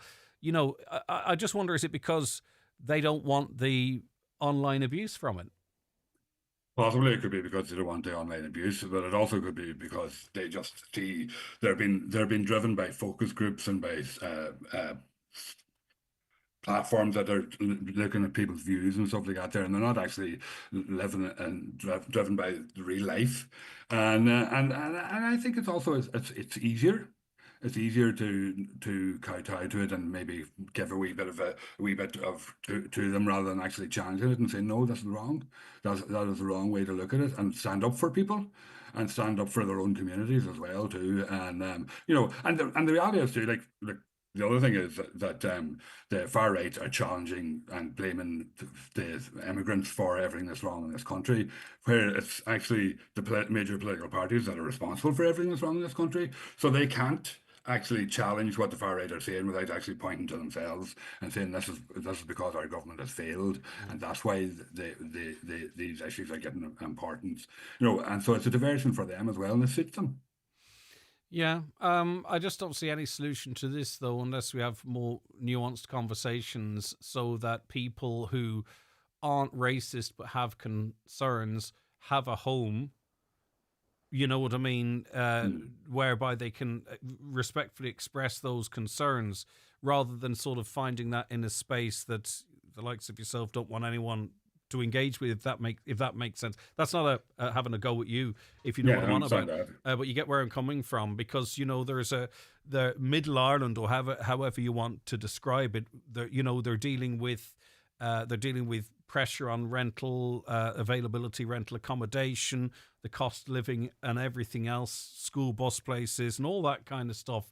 And they're seeing perhaps maybe other people getting what they perceive to be beneficial treatment, but they're not represented, or the voices aren't being heard, and they find solace in certain parts of the internet. Yeah, and the thing about it is too, Greg, that quite often a lot of those concerns aren't grounded. It's years ago since I was involved with the asylum support group in Donegal town, and at that time we were getting complaints from saying that people were going in and getting their hair done in Letterkenny, being paid for by the asylum Department of Justice, which was total spurious and total lies. And but that was being out there, and people were saying it's only our concerns, we're decent people and all this kind of stuff. And it's wrong, like, and people.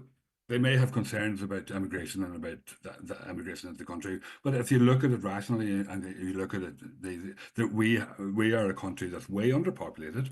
We have plenty of room for everybody. We need people to come. But and support just in relation to, I get where you're coming from, but do you not believe that not space in terms of fields and where people could live, but in terms of our resources, be it the hospital? Almost half the staff, by the way, are not Irish, in inverted commas, though many of them are Irish now, if you understand where I'm coming from. But GPs, school places, dental, all stuff, obviously, you would hope that the government would invest in greater more and there'd be more capacity, but we are where we are. Do you not see how people can be rightfully concerned that there are... Donegal has taken in so many that our resources are stretched to the detriment of everybody? But they're actually helping and our lack of resources and actually deal with the issues and support the people that we have because we haven't got the resources. They're not the cause of the issue of why there's a scarcity of resources. Ireland is deemed as being one of the wealthiest countries in the world. So why do we have a lack of resources? Why do we have not enough doctors? Why do we have not enough housing and that there? It's because of government decisions. And the reality is, Greg, that it's because of the Fianna Fáil and Fine Gael politicians that make those decisions in this country at the minute that we don't have those resources. But I mean, nobody is turning around and attacking Fianna Fáil or Fine Gael politicians or following them home and threatening them or anything like that there, because it keeps that going by them allowing that argument to go on and continue and attack those vulnerable people rather than look at what has actually happened in this country. We are living in a country that's in the top 10 richest countries in the world, yet we cannot graduate enough doctors, we can't build enough houses, and why is that? It's because our government doesn't do it.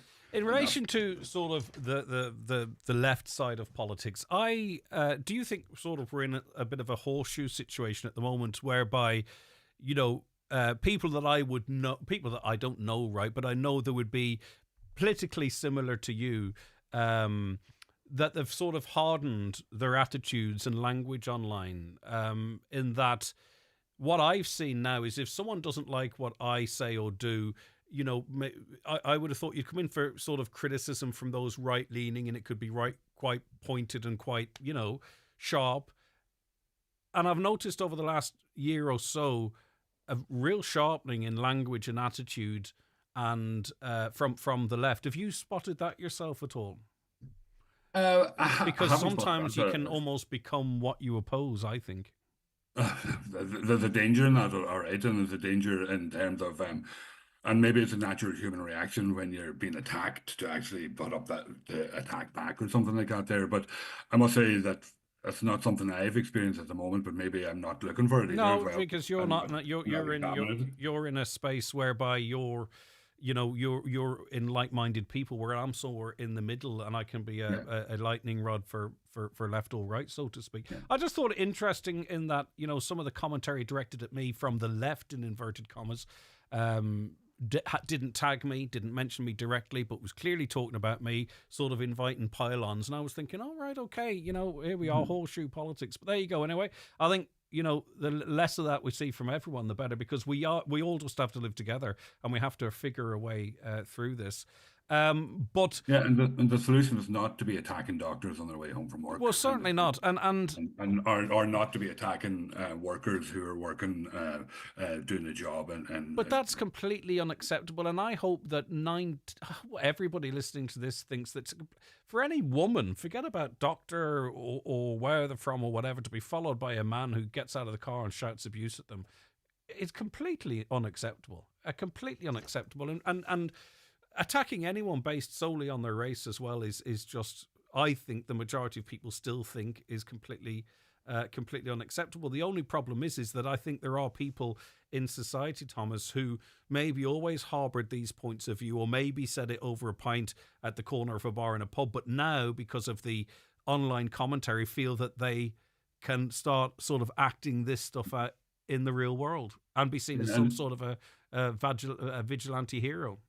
Yeah, and what was online commentary has now been mainstreamed onto the media as well, and that there too, and that's the danger, because it makes people feel that it's more and more acceptable to do it, and maybe that, I don't know who that person was that attacked that doctor or that, but maybe that person was strengthened by the fact that they're listening to the radio, they're looking on Facebook, and they're seeing all this talked about, and this is the way to go, and that's what they do, and I mean, and that's what's wrong, and that's what's dangerous, and that's what we have to think about when we actually make comments and talk and stuff like that there, and that's the responsibility that we have to make sure. But we had a recent conversation on this programme about the actions of some individuals, and the overwhelming online response to that was that this is unacceptable. You cannot be doing this.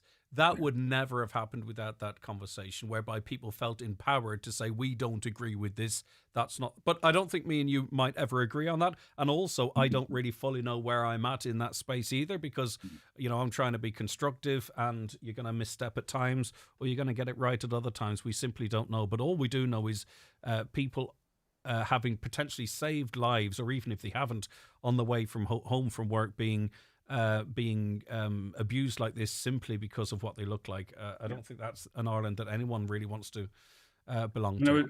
I would say, Greg, just to all your listeners, just to stop and think before they actually look at the stuff on Facebook and stuff like that there, and think about it, and and think about the reality of the situation that isn't what is causing our problems in this country, and we need to move beyond that. Do you know what's kind of separately interesting? And finally, if this doctor were to move, you would wonder where they might move to, because the way the world is going, they might experience very similar in Poland or in France or in Britain or in the United States, and probably other countries that I can't think of at the moment, that you can see this type of activity occurring in, on a regular basis. It is a very changing world. It's not Donegal, it's not the country.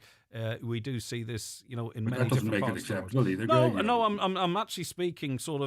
I'm actually speaking with sympathy to this doctor, as if they were, might they go that they feel at home and safe to do their often life-saving work. It's not to... Yeah. And the article in the paper, they were saying that they were going to move back to Pakistan to be at home, I suppose, and amongst their own people, that it wouldn't, the likelihood of that happening wouldn't happen, and it's interesting too, when you look in Ireland, all of us Irish people have lived in England and places as well, and experienced similar type reactions as well, I would say. I remember I worked in England in the 80s, and I was called Paddy more often than I was called my name, and my name was on a tag badge on my jacket, but yet people saw fit to say, call me Paddy constantly. And I was, when I was working over there, I got an awful lot of that, and it was from all different communities as well. It wasn't just white English; it was Asian, black English as well. It was. I just thought that was notable from my experience, and that just goes to show that we all need to get along. All right, Thomas, listen, thanks for your time. I do appreciate it. Take care of yourself. That's Thomas Pringle there, who's a member of United Against Racism Donegal. Look, we're just having a... We have to discuss these things, don't we? Let me know what you think. 086 60 25,000, 086 60 25,000. The bottom line is though, people are so entrenched in their views that the left and right are hardening. And maybe now there is no space almost to platform two people's points of view and have a debate on it, because, those who are anti-immigration or aspects of it, I just don't see their views changing. And then those who, are left and leaning towards the hard left in inverted commas, I don't see any shift there either. So where does that... Is it the majority that's in the middle? Is it like 70% in the middle, 15 sort of harder left, 15 harder right? I don't know. Anyway, it's a minefield in this chair, I'll tell you that for nothing. Back with more after the break. The 9 till noon show with Letterkenny Credit Union. Simplify your debts with a debt consolidation loan from Letterkenny Credit Union. Call us on 074 910 2126 or apply online via our app or in office today. If you're aged 59 to 70, we will invite you for a free HSE bowel screening home test. Screening can help find signs of bowel cancer early, before any symptoms show, making it easier to treat. Elvis Spectacular live at Jackson's Hotel Friday, September 26th. Europe's top Elvis tribute returns to Ballybuffet with powerhouse vocals, 9-piece TCP band and the Sweet Sensations. Enjoy iconic hits, dazzling costumes and a Las Vegas experience for just €25. Book at jacksonshotel.ie for a non-forgettable night of Elvis magic. Roll on more full trolleys for even less with Lidl Plus. This week, you could spend just €86 on a full trolley worth €117 and save over an incredible €30. Push your savings further with new offers on the Lidl Plus app every week. Scan, pay and save with Lidl Plus. T's and C's apply. See Lidl.ie/Lidl Plus savings. Make the most of the last weeks of summer at Century Complex. Enjoy blockbuster movies, indoor soft play, thrilling crazy golf and delicious family meals all under one roof. Rain or shine, there's fun for everyone this August. Century Complex, perfect for keeping the kids entertained whatever the weather. Visit centurycinemas.ie for more information. At iMotors, we've been on the road with you for generations. As your authorised Kia dealer, we believe in what Kia stands for: safety, style and reliability. And we're the same, committed to helping you move forward with confidence. Take a test drive and find out why iMotors is your #1 Kia dealer in Donegal. Visit us in Letterkenny, Malin Village or at imotors.ie. iMotors, fearless generation. The countdown is on. Only 20 places remain on our trip to Salou this September. Join us for 7 nights, dinner, bed and breakfast, plus an all-star music lineup. Enjoy all this whilst the sun shines. Book today by contacting Country Music Tours on 074 91 19 955 or email info@countrymusictours.ie. We'll see you in Salou. Don't delay when you get your bowel screening invitation. Call us today on 1800 45 45 55 or visit bowelscreen.ie. From the HSE.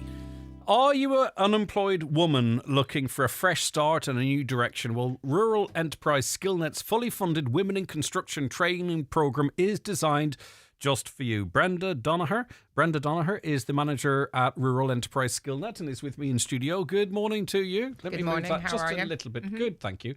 Right, okay, so this is a real opportunity for someone to go, do you know what? I'm going to either pursue a dream I've always had or I'm going to pivot because this could really work for me. Exactly, yeah. So, Greg, this is the second year of the programme. We're about to take in our 4th cohort for the programme. And it's been hugely successful, specifically for the Donegal region. So the course is targeting women who particularly want to work in the construction sector, or like you said, want to come into a new career path. And it's fully funded. This is a ESF funded course, which is co-funded by the Government of Ireland and the European Union. So we're very fortunate to have secured this funding for the region. So I'm here today just to put a call out to anybody, any woman who is interested in a construction career path to contact us and apply. The course is due to start here in Letterkenny on the 22nd of September. And it is really just there to equip women to start a career. We have work placements set up.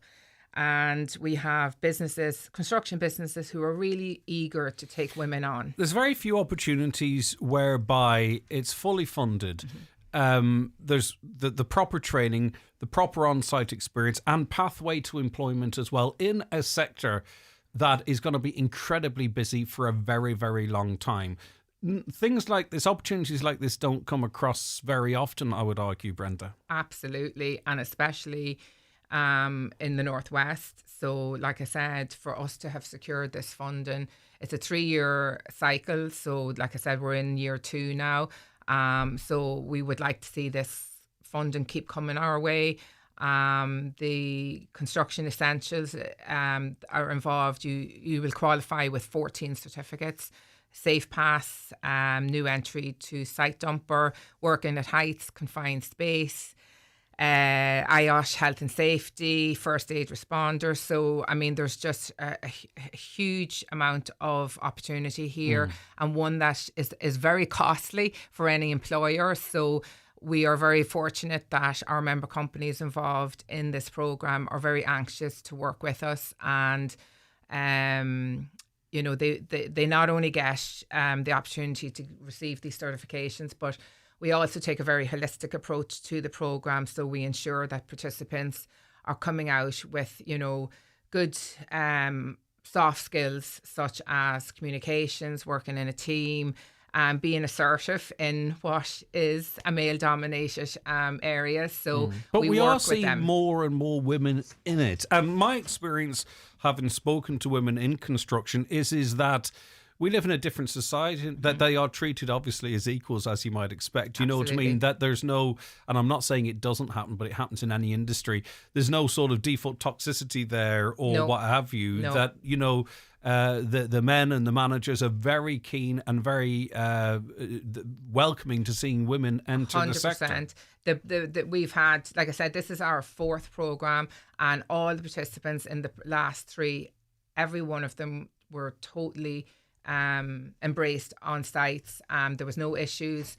They were part of the group, and that was it. You know, it didn't matter male, female. You were there to do a job and get the work done, and you know, just totally embraced in the job. So we have no issue with that whatsoever. But the challenge is there. There's no point in saying it's not, but it's Yeah, much of course. better. But I mean, this program is completely tailored to women entering Absolutely. construction. So all Absolutely. of that is addressed. This is not a general program. It's specific to Yes. women entering construction. Exactly. But what the woman has to bring to the table is, though, a genuine desire and excitement for a new opportunity. Absolutely. Something that sort of, you know, will stimulate them to say, right, I really want to do this, and this is a great opportunity.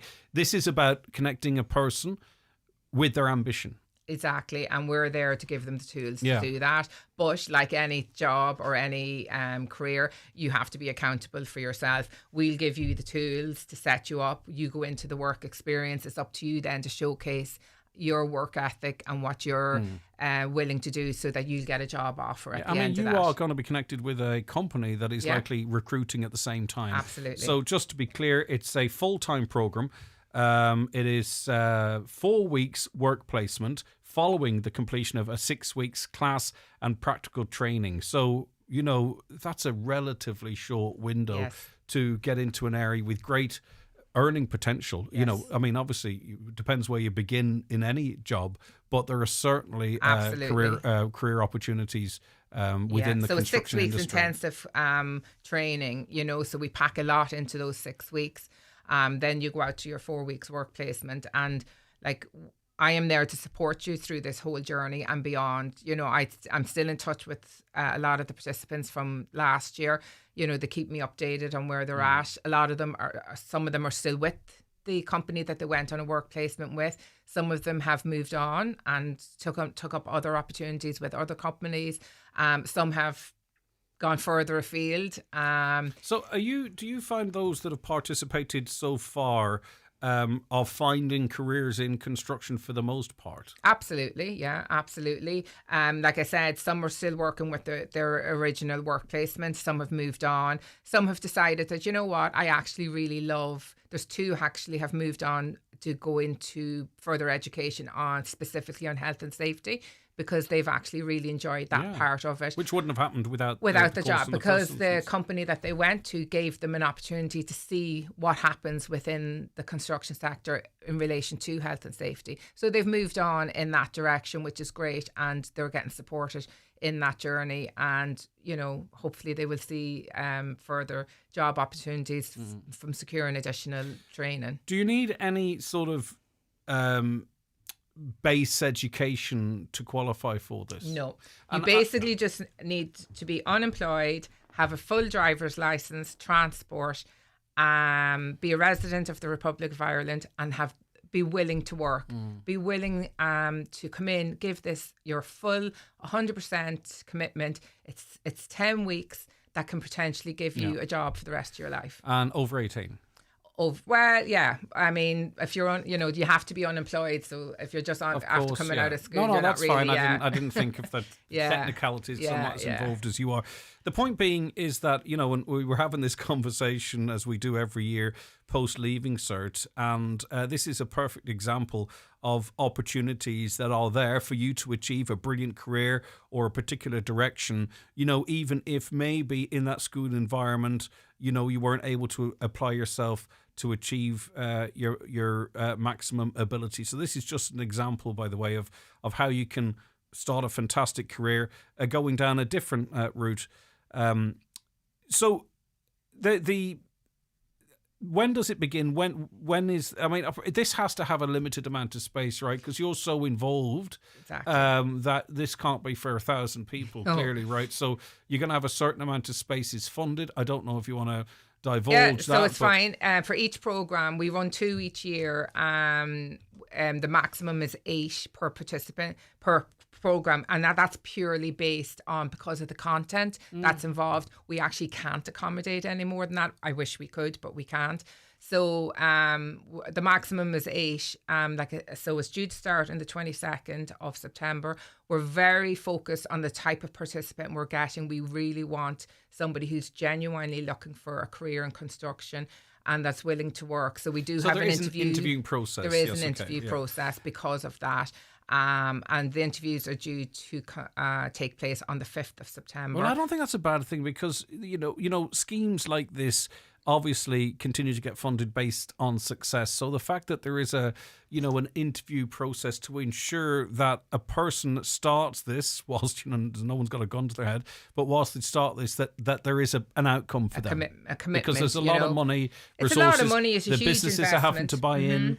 They're rolling the dice on this to some extent as well, and trusting the scheme. So, how does someone find out more information? So the best thing is to go onto our website, rural-enterprise-skillnet.ie. On the homepage, you'll actually see testimonials from previous programmes we've ran, the girls themselves talking about the impact the programme has had for them. And then there's a booking link, and you just simply fill out the form. I'll be in touch with you. We'll set up an interview, and it's as simple as that. Have a go with it, because Brenda will certainly guide you in the right direction. And maybe it's not for you, and maybe that can be discovered in the process too. Right, so you need to be unemployed. You need to have a full driving licence and transport. And outside of that... you really want to be interested in working in construction. Exactly. Just, there's a lot of girls out there, like you just said, they've been through the school process. It wasn't for them, and that's perfectly fine. And we're just giving them an opening to something that hopefully will set them off on a really good career path. Super stuff. Brenda, thank you so much. That's Brenda Donaher, who's manager of Rural Enterprise Skillnet. The website is rural-enterprise-skillnet.ie, or if you want just to double check anything with us, give us a buzz here, 07491 25,000. Thanks so much, Brenda. Thank you. The 9 till noon show is brought to you by Letterkenny Credit Union. Digital loans now available. Apply online or via our app today and get your loan transferred directly to your current account. They say time equals money, so spend your money where you spend your time. No matter what your preference is, Cooney's Home Interiors has something to suit every taste and budget. With our extensive range of home furnishing to fit every room and style, from mattresses and beds to rugs, mirrors and suites of furniture. Visit us in store today and see for yourself what Cooney's have to offer, and let us help you make your dream home a reality. Cooney's Home Interiors, Letterkenny Retail Park. Huge range, great prices. For the biggest names into perfume and aftershaves, visit McGee's Chemist Letterkenny. Dolce & Gabbana, Paco Rabanne, Carolina Herrera, Calvin Klein, Jimmy Choo and Burberry, Ariana Grande, Jean-Paul Gaultier, Vera Wang and many more. From timeless classics to celebrity favourites, there's a perfume or aftershave for everyone at McGee's Chemist Letterkenny and online at mcgees.ie.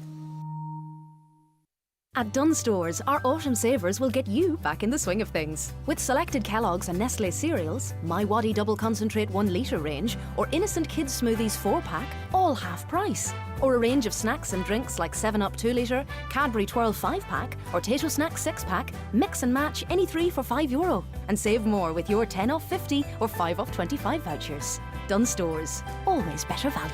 Terms and conditions apply. Vouchers can be used on next grocery shop. Prices subject to deposit return scheme fees. Indulge yourself with friends or a loved one at the Spa at Orchids at the Holyrood Hotel in Bundoran. A midweek or weekend spa break is the perfect way to escape from life for a while. Take a leisurely walk along the Atlantic coast.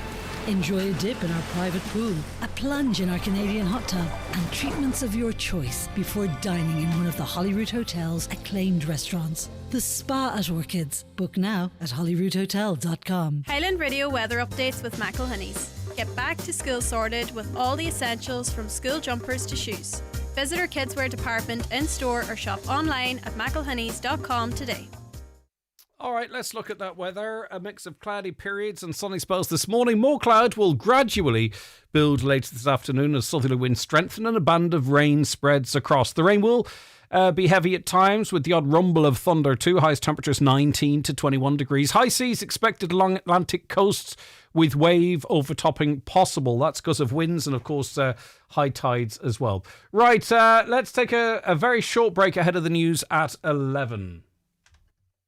Highland Bakery brings the magic to your morning tea break. Golden scones, still warm, soft in the middle and impossible to resist. Look for the packet with the rabbit on it. Fresh from the oven to your local shop. 25 years of Highland Bakery. Since I switched to hidden hearing, I can hear it all. You could save up to €3,000 off invisible hearing aids. Save when you switch to us, upgrade, or save on your very first hearing aids. Pre-phone 1-800-370-000. Switch and save at hiddenhearing.ie. You should go to the hearing experts. T's and C's apply.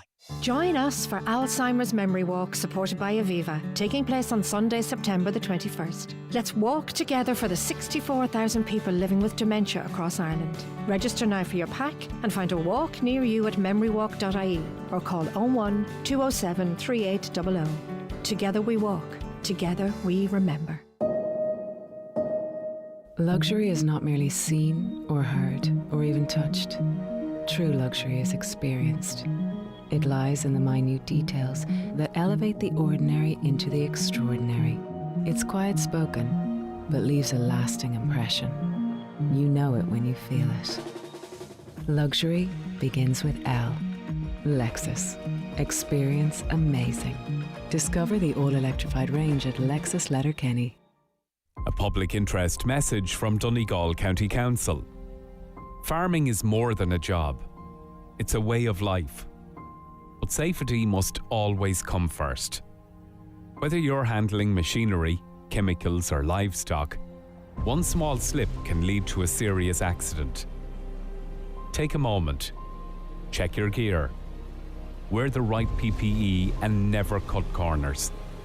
Because the people who count on you to come home safely. Farm smart, farm safe. Donegal County Council. Protecting our communities. The 9 till noon show is brought to you by Letterkenny Credit Union with monster loans available up to €60,000 for all occasions. Visit letterkennycu.ie.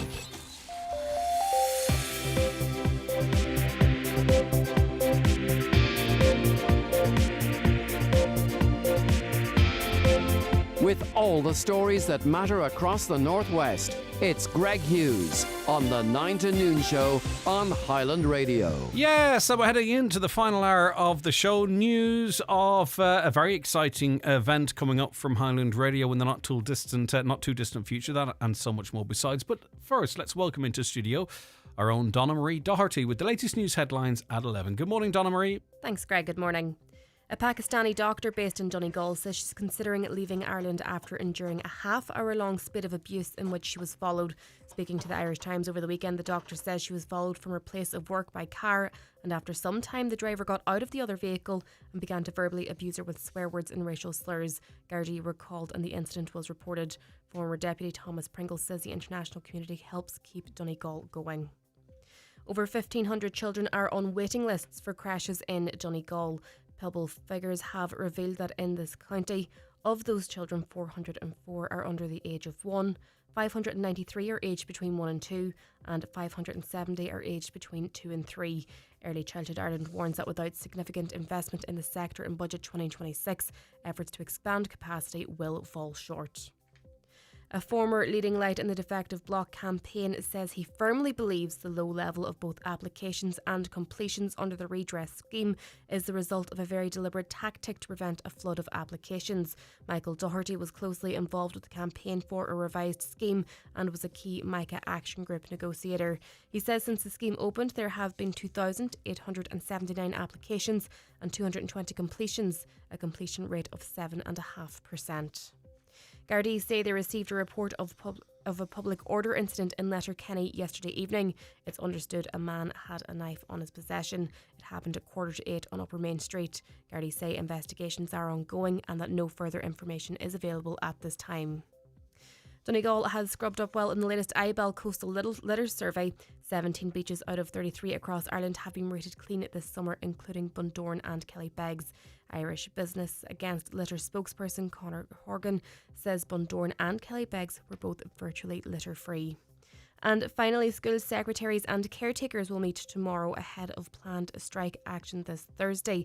Some small schools could be closed this week if the planned industrial action goes ahead. The workers represented by Forza are in a row over pension rights and pay. That's all for now. I'll be back with more at 12 noon. Thank you so much, Donna Marie. We'll be back with more after this short break. Aldi's back-to-school lunches get 10 out of 10 for value. There's a whole range of tasty things to choose from, including bake-at-home white rolls, 4 for 95 cent. Wafer-thin ham was $1.49, now just 99 cent. And 100% fruit kids smoothies, $2.49. Tell you what, someone's done their homework. Good food, good mood. From Aldi, while stocks last. You're very welcome back to the 9 till noon show. 086 60 25,000. That's the WhatsApp and text number, or give us a call on 074 91 25,000. Emily Graham, good morning. Good morning, Greg. Thank you so much for joining us, Emily, accompanied by Mary Coleman. Hi, Mary. Hi, Greg. How are you getting on? I'm good, yeah. Looking forward to this? Sure, it's a breeze, isn't it? Yeah, what else would you be doing on a Monday morning?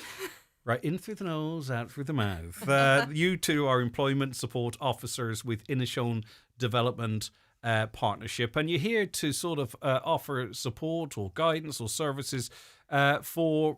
talk to me about... I'll start with you, if that's all right, Mary. Talk to me about the programme that's up and running or will be shortly. Right, it's called Care for Carers. And that's, we kind of, because of we work in the community a lot, we've kind of identified a need.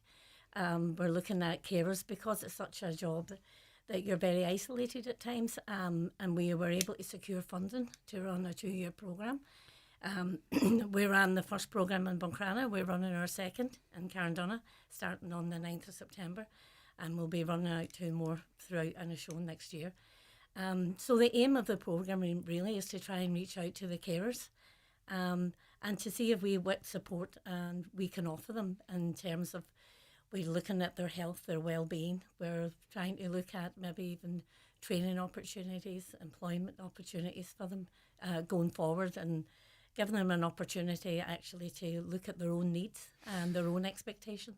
Carers in this context, is it maybe also someone who has, become a carer for someone in the house? For an example, maybe it could be a parent or a child or a partner. Yes, anybody, and if you're caring for anybody, a family member, young, old, even a friend, or even if you're caring for somebody, helping another carer care for somebody, you're caring in some capacity. And it doesn't really matter if you're getting carers allowance or not getting carers allowance, and a payment, not in a payment. Brilliant. That was actually going to be my next question, because how do you categorise it? But you will in conversation. Emily, it's incredibly important that carers care for themselves. Isn't it? For them to be able to do what they need to do to maintain their own good health, because it can be incredibly intensive, and sometimes I know people who don't leave any space for themselves at all, and that's unsustainable. Absolutely. So we built this programme, I suppose, around the principle that you can't pour from an empty cup. So at the core of the programme, we're emphasising self-care, focusing on physical health, mental health, your well-being. And until all of that there is in place, only then can you be in a position kind of to care for others and to put yourself first. Do you think too sometimes, someone who becomes a carer really never got a chance to fully process the huge change in their life as well? Do you know what I mean? Does that sort of come through in these programmes?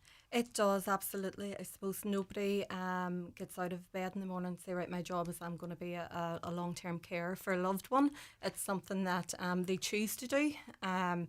So we do find that when, you know, the first group that we got together, there was a lot of peer support because they're meeting people who are in similar situations. Now, we do realise that not every carer are in similar situations. You know, they are different depending on the level of care that their loved one needs. But the peer support was key, what we found for the first programme, and it was great just to see the networks and, you know, the friendships that they made out of that, supporting themselves. Yeah, because I've observed, and every situation is different, often, and it can be someone in a big family, for an example, but if they take on the role of carer, it's automatically it's almost as if, well, that is presumed. We can get on with the rest of our lives because Greg's the carer. Yeah, that's you know what I mean? It's a label and sometimes I think you have to step out of that and hear, Mary, that, you know, you're important in different ways as well. That's just not who you are. The person that takes all or shoulders so much for the rest of the family, for an example. As I say, every situation is different. Well, that pops up a lot, I think. It does, absolutely. And as Emily said, we don't get out of bed some morning and decide I'm going to be a long-term carer. A lot of people actually had different careers before this. And then suddenly they've been hurled into this world of becoming a carer. And most of the time it's a very isolating role.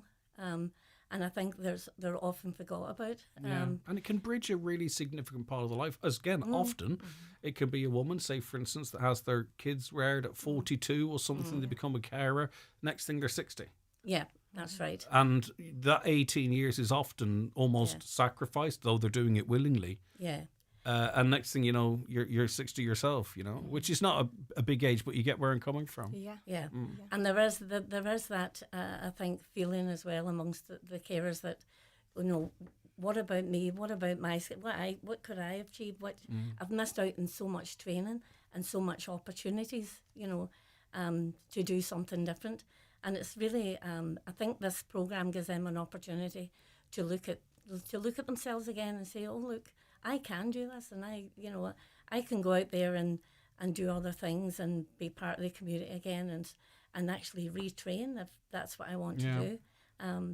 And it isn't, as Emily said too, the whole thing about having a peer group and for people to, you know, they're actually, when they start talking to each other, they realise, you know, God, you're going through the same as myself. Well, you see, we think we're all individual, but often circumstances leaves us all really quite similar, Emily. Do you know what I mean? I would say lots of stories are very familiar. Even the one I recounted, I would say there's people listening that going, yeah, that's me.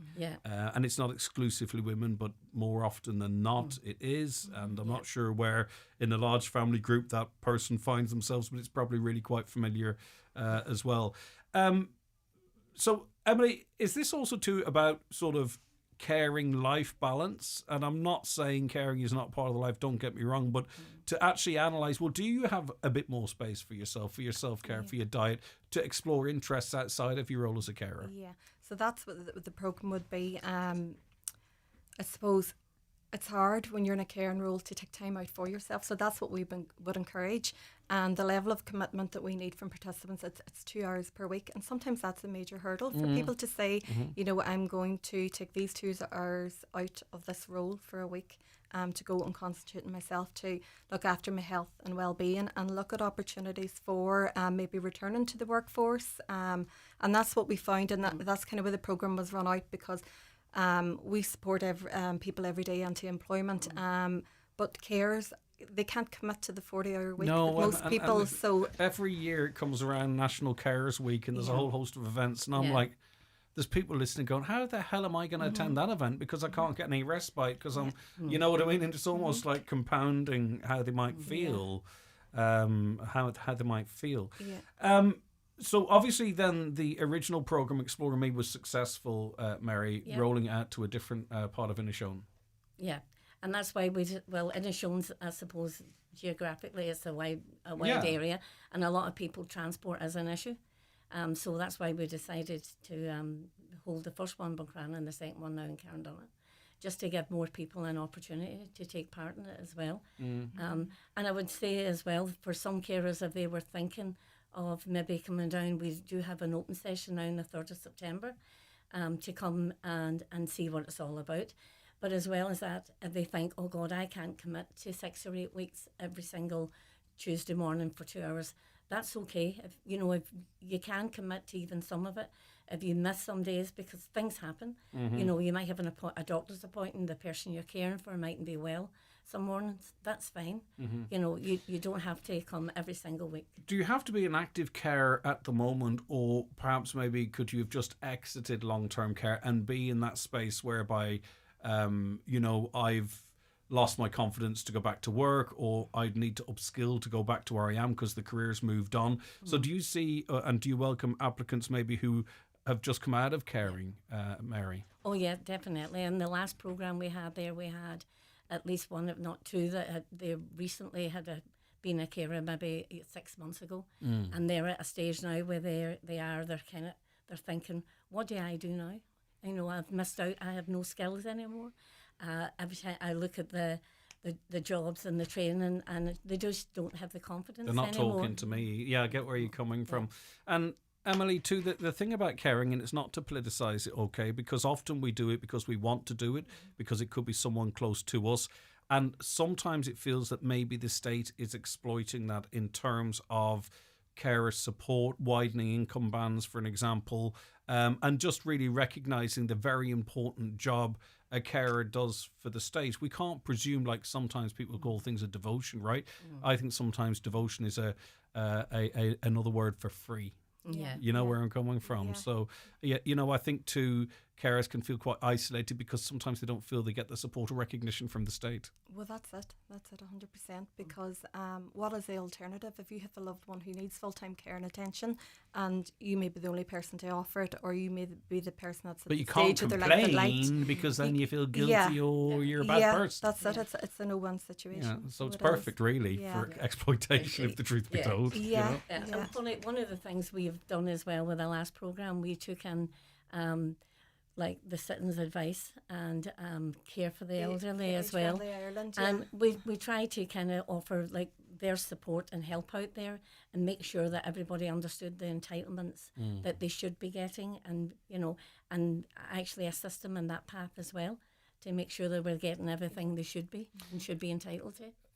Did you notice anything, and I think you probably alluded to this a little earlier on, about the interaction amongst the people that were there?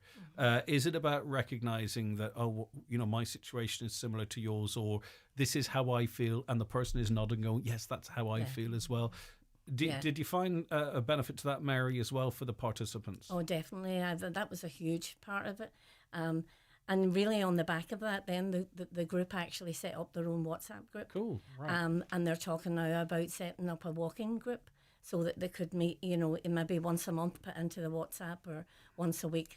Well, that kind of ticks off quite a number of your key points of what you want to achieve, doesn't it? Yeah, Instantly, it does. because they're stepping out, they're with people that understand them.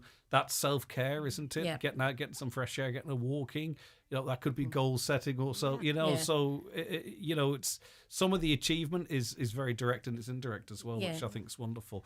Emily, in terms of spaces, when does this begin? Because we've got an email address and a number for registration, which we will retain here, but I'll give out a little bit later on. If you're in the Inishowen area, particularly Carndonagh area, if you don't have access to travel and the times suit you, so get your pen. But Emily, is there a capacity, or can you hopefully accommodate anyone that needs to be accommodated? We'll be running the programme now in Carndonagh, and we'll also be running it again next year throughout the peninsula. As we said, we did the first one in Buncrana, so we're having an information morning next Wednesday at Inishowen Development Partnerships in Carndonagh, and then the programme will be launched on Tuesday the 9th of September. So we can take 15. Anything 15 or over. Like we're not All right, going to be cool. stuck in numbers. That's quite and significant. we'll run it again as well next year, 2 programmes. And again, we'll take it to whatever part of the peninsula where we'll hold an information evening to see where they're from. Yeah, get very strong testimonies from people who've already availed of this, because it's clear that that's worked for the majority of them. Okay. And what we would do as well when we meet, we would try and set up with them, meet them one-to-one as well, and just to see if any individual supports that they might need. So I would be meeting them one-to-one and speaking to them individually and see exactly what it is most of all they're trying to get from the programme. And then when the 8 weeks finishes, I try and meet them again on a one-to-one to see what kind of follow-up I need to do. Do they need any referrals? Do they need help with job applications, CVs, cover letters, interview skills, even further training? IDP, we offer a lot of like IT training, cookery courses, different, so we can refer on, and we try and follow it up in that way and make sure everybody's trying to get an individual kind of. Well, there's thousands of carers in Inishowen alone.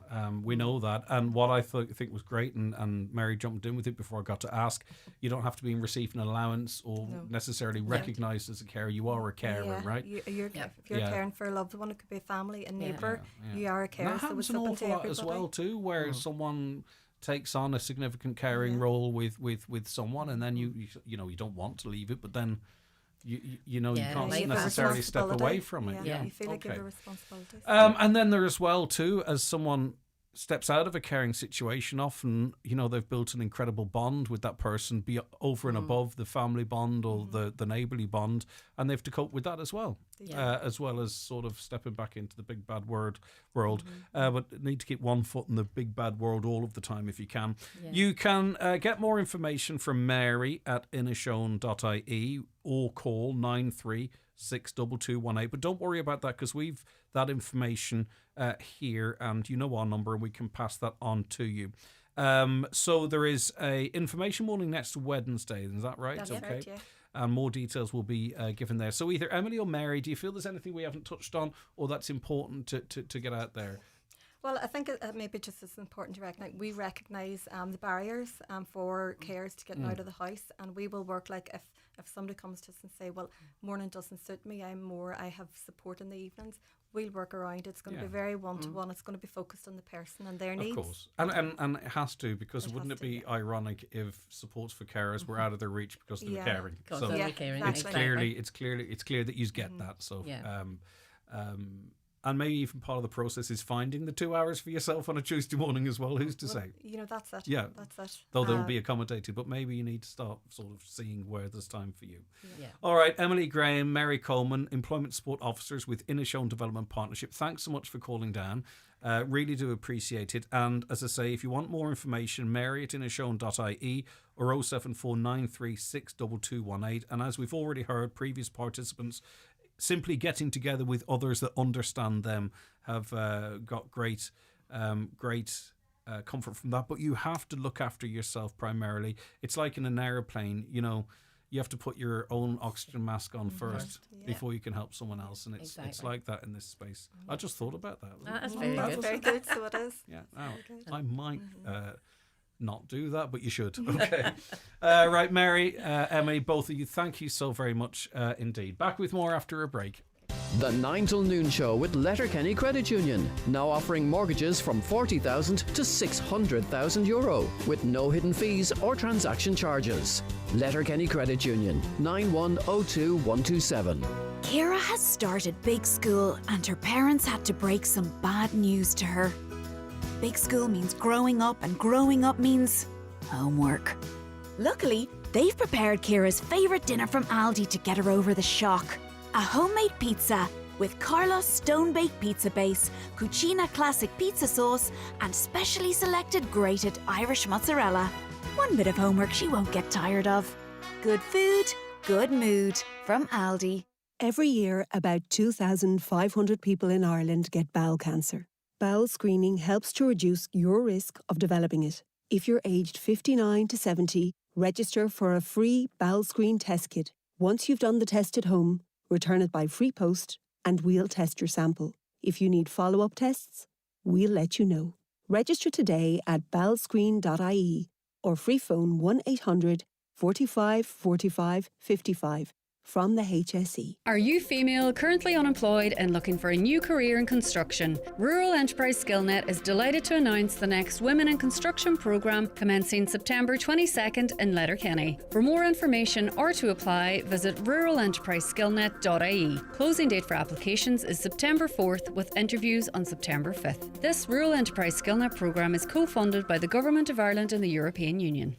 At Blue Poppy Dentistry and Orthodontics, we specialise in creating confident, natural-looking smiles through expert composite bonding. Doctors Anna and Lydia combine precision and artistry to reshape, refine and refresh your smile with stunning results. It's just one of the many ways Blue Poppy puts your smile first. Call us on 07491 20355 or book online at bluepoppydental.com. Blue Poppy Dental and Orthodontics, Letterkenny and Donegal Town, where smiles shine brighter. Attention all contractors and defective home contractors. National Fuels Letterkenny is now supplying Semcor cement. From a single bag for the DIY enthusiast to full pallet loads for contractors, all at very competitive prices. Call 074 91 37 400. National Fuels Letterkenny. Also available in our Churchill and Dunlow depots.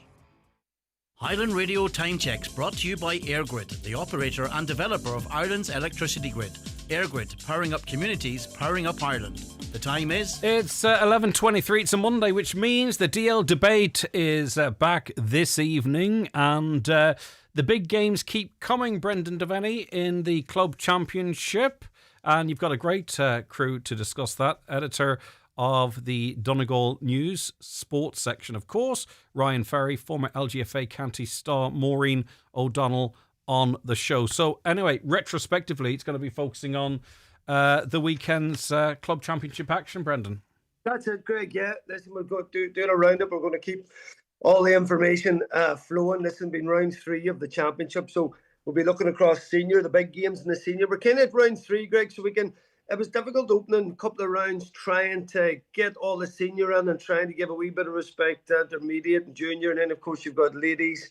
As I say, Niall Cleary's on the show. We have a hurling final coming up next weekend. So there's a lot of stuff to pack in. But I was just looking, even from last week, there was 3 or 4 fixtures were more interesting than other ones.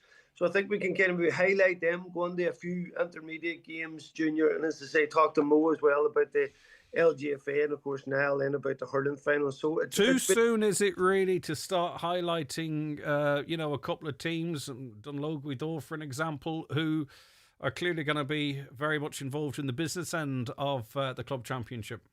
That's it, Greg. Listen, I think if you're thinking about neutral point of views that people's tuning into the show, you have to start to get to the stage where there's more interest and I suppose more games at stake. There's games in there, I suppose even derbies.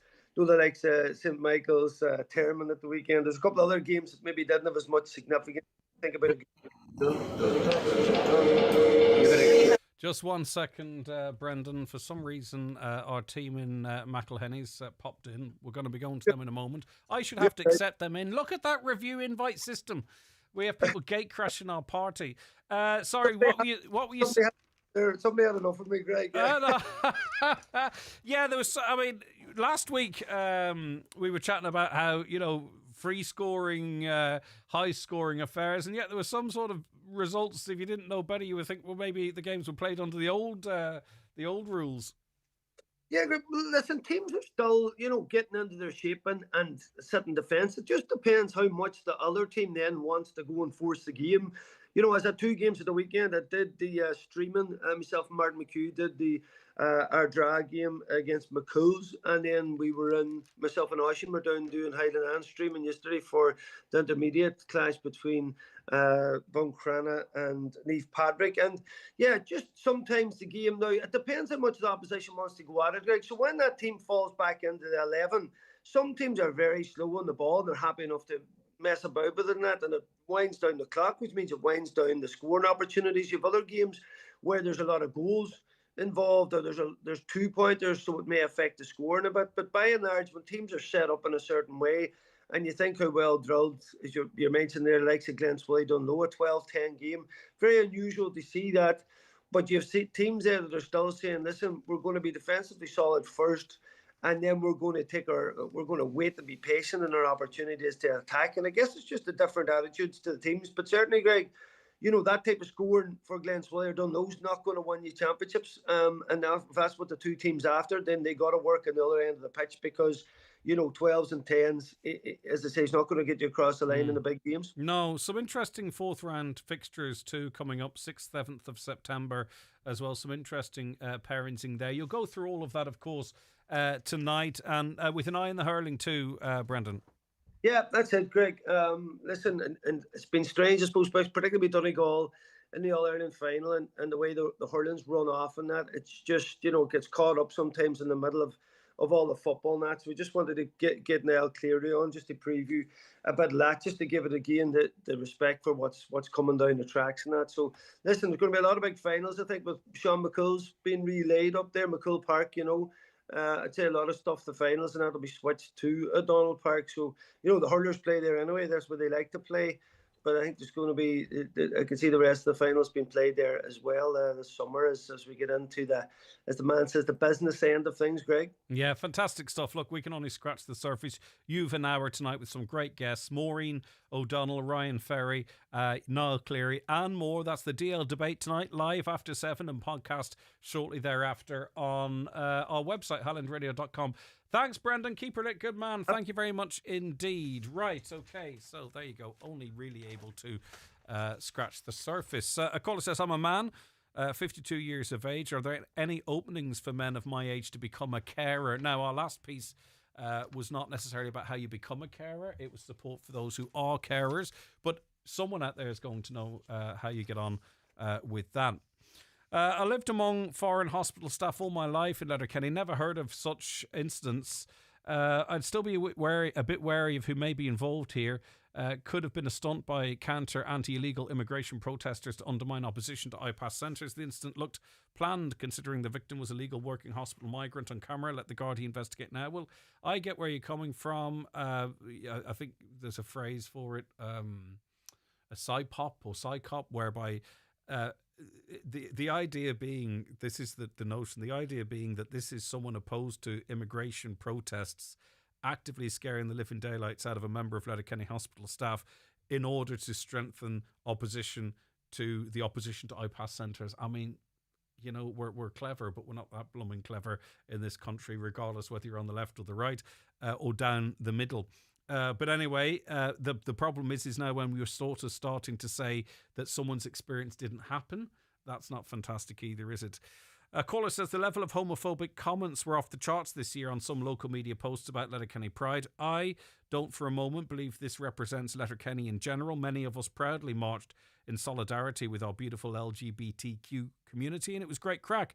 A lovely positive day with racists crawling out from under rocks. These days, maybe it's not entirely surprising that the free expression of hate is so normalised. It should not be normalised. Well, look, very few people use Twitter in this country. Very few people. A lot of people are active on Facebook, but a lot of people on Facebook never see the type of posts that you're talking of. And often, and I certainly know it from the interactions I get, and in fairness, I don't get a great deal of negativity. It has to be said. There's no point me trying to be a victim here. I don't get an awful lot. I don't see an awful lot of it. But, a lot of them are accounts that are private. You can't access them. And a lot of them are in groups that are private. You can't access them unless you're part of that group. And they aren't reflective necessarily of the millions and millions of people in this country and the millions that are on Facebook and never encounter any of these types of comments or these pages or what have you. So we have to put it into context as well. Look, at the end of the day, people with extreme views, regardless of what part of the political umbrella they are in, have often gone to seek election to public office, and they haven't broken through. Garnered a couple hundred votes and maybe a few transfers, but the bottom line is we have to be. I think you have to put the size of these movements into context as well. And as I say, that could be from any part of the political landscape. I'm not talking about a particular group or particular individuals, for example.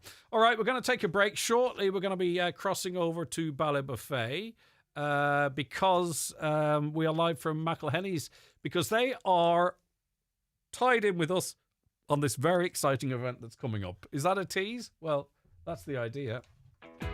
Are you looking for a new car, a holiday, or to pay off those bills? With Highland Radio's mega summer draw, you could be the next person getting this call. Yeah, the name was pulled out, Dolores. Oh, God almighty, did some of us won? Oh, I enter them every time. We're giving away €2,500 in cash every Friday until September 5th. And on the 5th of September, one lucky winner will take home €10,000 on the 9 till noon show. Head to highlandradio.com and enter our mega summer cash draw now. Don't miss your chance to make this summer unforgettable, only with Highland Radio. The 9 till noon show is brought to you by Letterkenny Credit Union, offering low-rate car loans with fast approval. Apply online at letterkennycu.ie or in office today. Have you received a CAO offer from Atlantic Technological University? Or are you thinking about applying for an available place? Come along to our CAO Available Places and Offers Information Day on Friday 29th of August from 11am to 2pm on the Letterkenny, Galway City and Sligo campuses. Discuss your offer from any campus, find out about CAO Available Places and explore the accommodation options. Prospective students, parents and guardians are all welcome. Friday the 29th of August from 11am to 2pm. Find out more. atu.ie/open days. ATU, your future is here.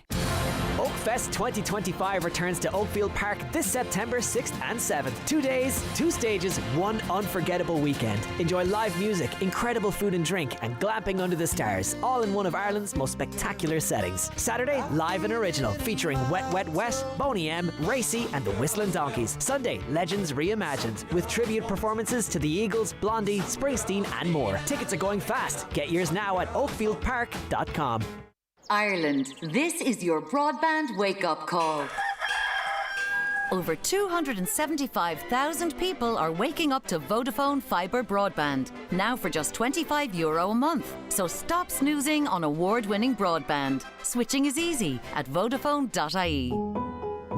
Subject to eligibility, signing up to our €40 per month broadband package, €15 discount applied for first 6 months, an annual price increase of $3.50 each April. 24-month contract applies. For terms, see vodafone.ie. Join me, Marty Friel, every Friday night from 8 for Rockin' Hits on Highland Radio. In association with Arena 7, why not try their banquet and bowl night out? Dine in the Woodbury Grill and Restaurant, followed by drinks and bowling at their state-of-the-art lanes. See arena7.ie. Get ready for the Donegal League at Brian McCormick Sports. BMC Teamwear, fully personalised kits with matching training packs. Call in to our Teamwear room or send us your wish list to teamwear@bmcsports.ie. Brian McCormick Sports, sponsor of Donegal League Premier Division. Monster Bingo every Tuesday night at Mulroy Woods Hotel. €3,300 must go with €1,000 on the last page. Doors open 7:30. Bingo starts at 8:30. That's Monster Bingo this and every Tuesday night at Mulroy Woods Hotel, Milford. Right, let's cross live to wonderful McElhenny's in Ballybofey because we are now undertaking the official launch of Highland Radio's Customer Service Awards for 2025. Our CEO, Sean Quinn, is there with Sandra Devaney, the General Manager. Sean, it's always good to have a big-name sponsor back on board. Means we're doing something right, I hope. I can't hear you for some reason. You're muted. If we could just unmute that. 1 second, Sean. Just how on you there? Anya just has to give a wee unmute and then we'll be speaking to you. We'll get more details on this, but listen up if you are... Oh, yes, the audio's on the tie line. Sorry, Caroline, my fault. Sorry, Sean, that is completely my fault. You're very welcome back, Greg. Yeah. Okay, so, as I was saying, it's great to have McElhenny's on board again for another year, Sean. Absolutely. No, we're absolutely delighted. They came on board last year. This is our third customer service that we're launching today, the awards, and we were delighted to have McElhenny's for last year. And we had it was an easy enough conversation, hopefully, for Sandra to say yes to us. But maybe Sandra will tell you a little bit more why they want to be involved. First of all, thank you for having us on. So, Sean, the reason it's easy for us to make that decision is simply because customer service is one of the most important things to us here at McElhenny's. We live it and we breathe it. So when you started the awards 3 years ago, I think we'd sponsored one of the categories. Yep. And I was at it myself, and I was really, really impressed by, one, the community spirit in the room, and the fact that every single person was in with a shot. I love the authenticity of it, of the fact that the customers themselves voted for it. And I just felt that it was really, really important for the county as well of Donegal that we are on that platform. We're able to promote the amazing businesses that we have far and wide in Donegal. So it was an easy yes for us. Sandra, in this day and age, we know how important customer services is, but it's instant, isn't it? Because a person can reflect their experience immediately on social media or in the comment section or wherever. I mean, there's an awful lot of pressure on businesses to deliver at the very high level, thankfully, that our businesses do. It's something you have to be ever conscious of, every interaction almost, if not literally, Sandra. You're right, Greg. I think the thing is with customer service, some businesses overthink it. But I think with us here in McElhinney's, we may, people think we're a big business, but we're actually a family-run business, and we keep it very simple. And we just treat our customers like we'd want our own family to be treated. It's just about being kind, noticing each other, and just the simple moment of taking time out. And I think if you overthink it, that's where it all goes wrong. So we just take it right back to basics and just treat our customers with respect. And we allow the staff to take the time with the customers. Don't rush them. They've made a choice to come here to McElhinney's. So it's up to us to make sure that they have a lasting impression when they do come. Sean, this is open to everyone, whether someone's entered the competition before or entered the awards before, or they're a new business, or they perhaps didn't realise the fun night it is, but also, of course, the positive implications of even being a nominee. These awards have become an annual staple and really significant from a marketing perspective. Absolutely, Greg. And, the fact you alluded to it, it's your customers who are actually voting for you. They're nominating you because you're doing something right. And they are recognised. I've seen so many of the winners displaying their plaques, their trophies that they won on the evening. But the amount of people that actually say the evening, being there in the room, being part of the event, win or lose, they just love it, because the atmosphere is electric from as soon as you walk in the front door till you leave at whatever time, whether it be 11 o'clock or 3 o'clock, it doesn't matter.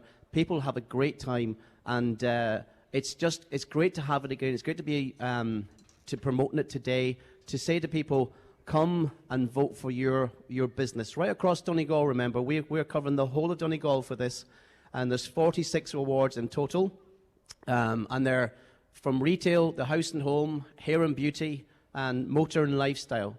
So there's an opportunity. If you go onto our website today, it's now live at highlandradio.com, and you can vote for your favourite business. Recognise them. If you like and what they do well, vote for them today. Well, we often wonder what we can do. So if we've had a nice experience, well, what can you do? This is the way to support your local business. Maybe you haven't had to be in there for a month, but you still recognise the great way that work they do in their community. These are the businesses that we go to when we're having sponsored events or a charity event or what have you. They're never found wanting. Of course, McElhinney's, the wonderful store, is our principal sponsor. We've got category sponsors as well: iMotors, Hickey Clark and Langan Insurance, and AirGrid. Without their support, of course, and Sean, I'm sure, will reiterate this, the awards simply wouldn't be possible. Shane McConnell of McConnell Meats was a winner of the Butchers Award last year. Shane, good night, wasn't it? Hi Greg, thanks a million for inviting us down to help you launch this year's Customer Service Awards. It was an absolutely amazing night. A great night to get the whole team out and enjoy. It was electric in there, just from start to finish. It was a great show. So we thoroughly enjoyed it, and even to be nominated and to get in the door is a great achievement for any small business. And I hope this year goes just as well, and we'll be hoping to get our name on the hat again. Yeah, and it's the night out, it's the team building element of it. But is it nice though, as a business owner and for your staff, to get that recognition? Because sometimes you slog away and it can be a thankless enough task at times. It's lovely, isn't it, when there's that recognition? Absolutely. You're working there all year and you're trying your best, and helping customers out to the car with their stuff and delivering. And it was particularly nice for us because it was our 60th year in business. So we had a real party whenever we got it. It was just a cherry on top, and we display the plaque on top of the counter, and plenty of people come in all the time. They're asking about it, they're pointing to it, and we got a great kick from it. And we even got some good accounts doing wholesale in different hotels and restaurants from it as well, because it's very well recognised. So yeah, we would strongly recommend it. Brilliant stuff. And Sean, we heard Shane touch on something that's critical about this, in that it doesn't matter if it's a business with 2 staff or a business with 2,002 staff. Everybody is treated equally, and everybody is judged on their customer service. And that service, as I say, applies whether you're a really small company or a massive one. That's the beauty of it, Greg. It doesn't matter whether you've got 500 employees or 2. It's what you're doing is what your customers are voting for, because you're doing, whether you're big or small, you're doing something right. And they deserve to be recognised. And that's why it's gone from strength to strength. Every year there's different businesses that some of them we've never even heard of, to be honest with you. And so it's great that we get them into the one area. It's a great networking opportunity as well in the evening. Business people meeting business people. You couldn't do enough of that. And it leads to friendships for life. And I can't wait to the 5th of October on it's a Sunday evening. It's going to be a brilliant night. Yeah, Sandra, it's clear Sean's made an extra special effort to look smart today because he's in McElhenny's. Do you want to sort of talk me through the outfit? What would you give him out of 10? Well, considering Has to be 11. He was partying, I think, yesterday, he looks very well, I have to say. He's sporting a real on-trend colour, the navy, the Ralph Lauren. So, and your cream chinos, you're looking very well. Have to say, all bought from McElhenny's. He came in here and he says, you moved the Ralph Lauren stand from, he said, I couldn't find it. So it's right in front of you now, because Topshop just opened at the weekend. There was a lot of new customers at McElhenny's over the weekend. So we had all those key brands just sitting nicely now across from Topshop and our Ember Boutique. So he did notice. So yeah, maybe I'll get a seal out of him yet today. And Sandra, you can never stand still in businesses, can you? You're always looking for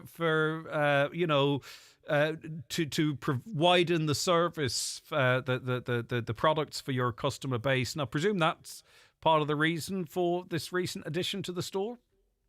I think it's really important, and we're very lucky with the team that we have here in McElhenny's. One of our values is never standing still, and we're always seeking out opportunity and always willing to take risks. And I think you're only learning if you make a mistake. So for us, we will continue to do that. We don't always get it right.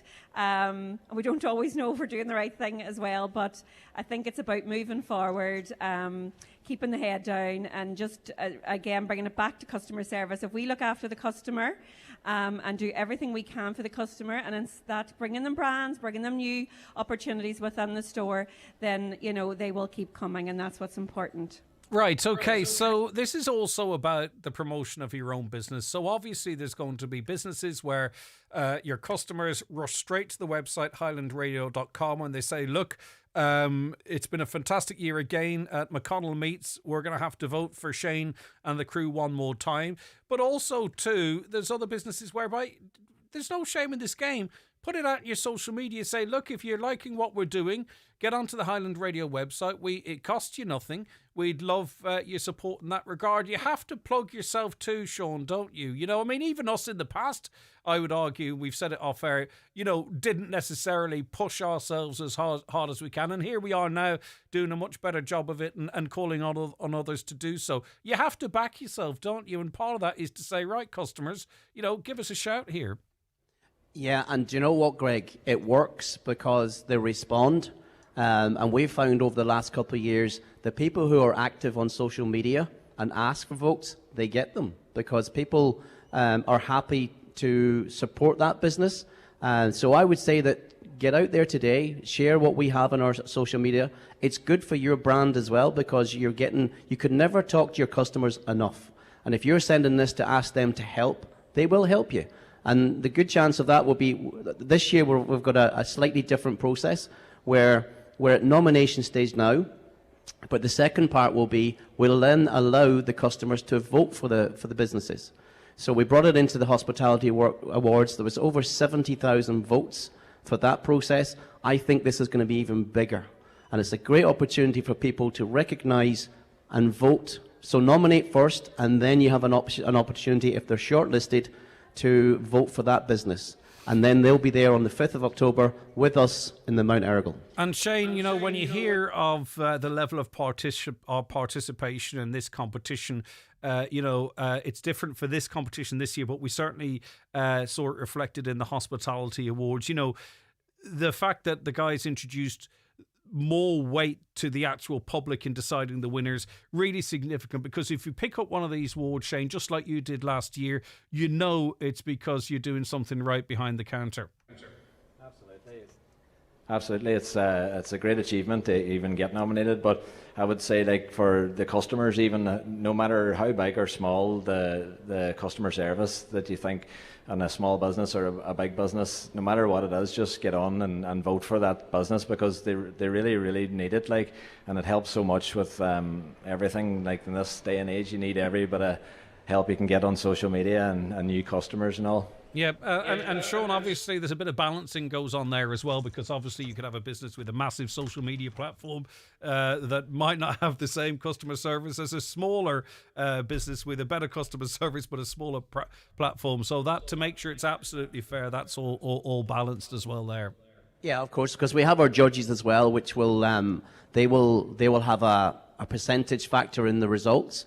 So it's not weighted towards. You don't have to. The votes are important for you, but it's a kind of a weighted decision process where the judges are very important, because they go through the application forms from the nomination, and they obviously have to look and see what the customers, what feedback they're getting, and it's important to put a comment in. If you can put a comment when you're nominating, because that gives the judges a better idea about how good this business is. So the more information we can get at nomination stage, the better it is for the business. Okay, so categories this year are retail, house and home, hair and beauty, motor and lifestyle. There are subcategories again, Sean, isn't there? Yeah, there is. So everything's on the website now, Greg. It's live. So if you click onto highlandradio.com, click on the Customer Service Awards, and everything is there. It's very simple to use. It'll take two minutes of your time to nominate. As I said, give a bit of information about why you are nominating this business, and 2 minutes of your day. But let's get it done today. We're starting today. It's going to be open for, I think, 2 or 3 weeks. Well, 2 weeks I've been told here, and we will then go through a shortlisting process. All right, and Sandra, it's great to have you personally, but also a big business, but a big business that's retained its family values, and that's why it's so blooming successful, isn't it? To have you on board for a second year in a more prominent role, it's fantastic for us, Sandra. Thank you so much, Greg. We're delighted, and we're very much looking forward to the night itself as well.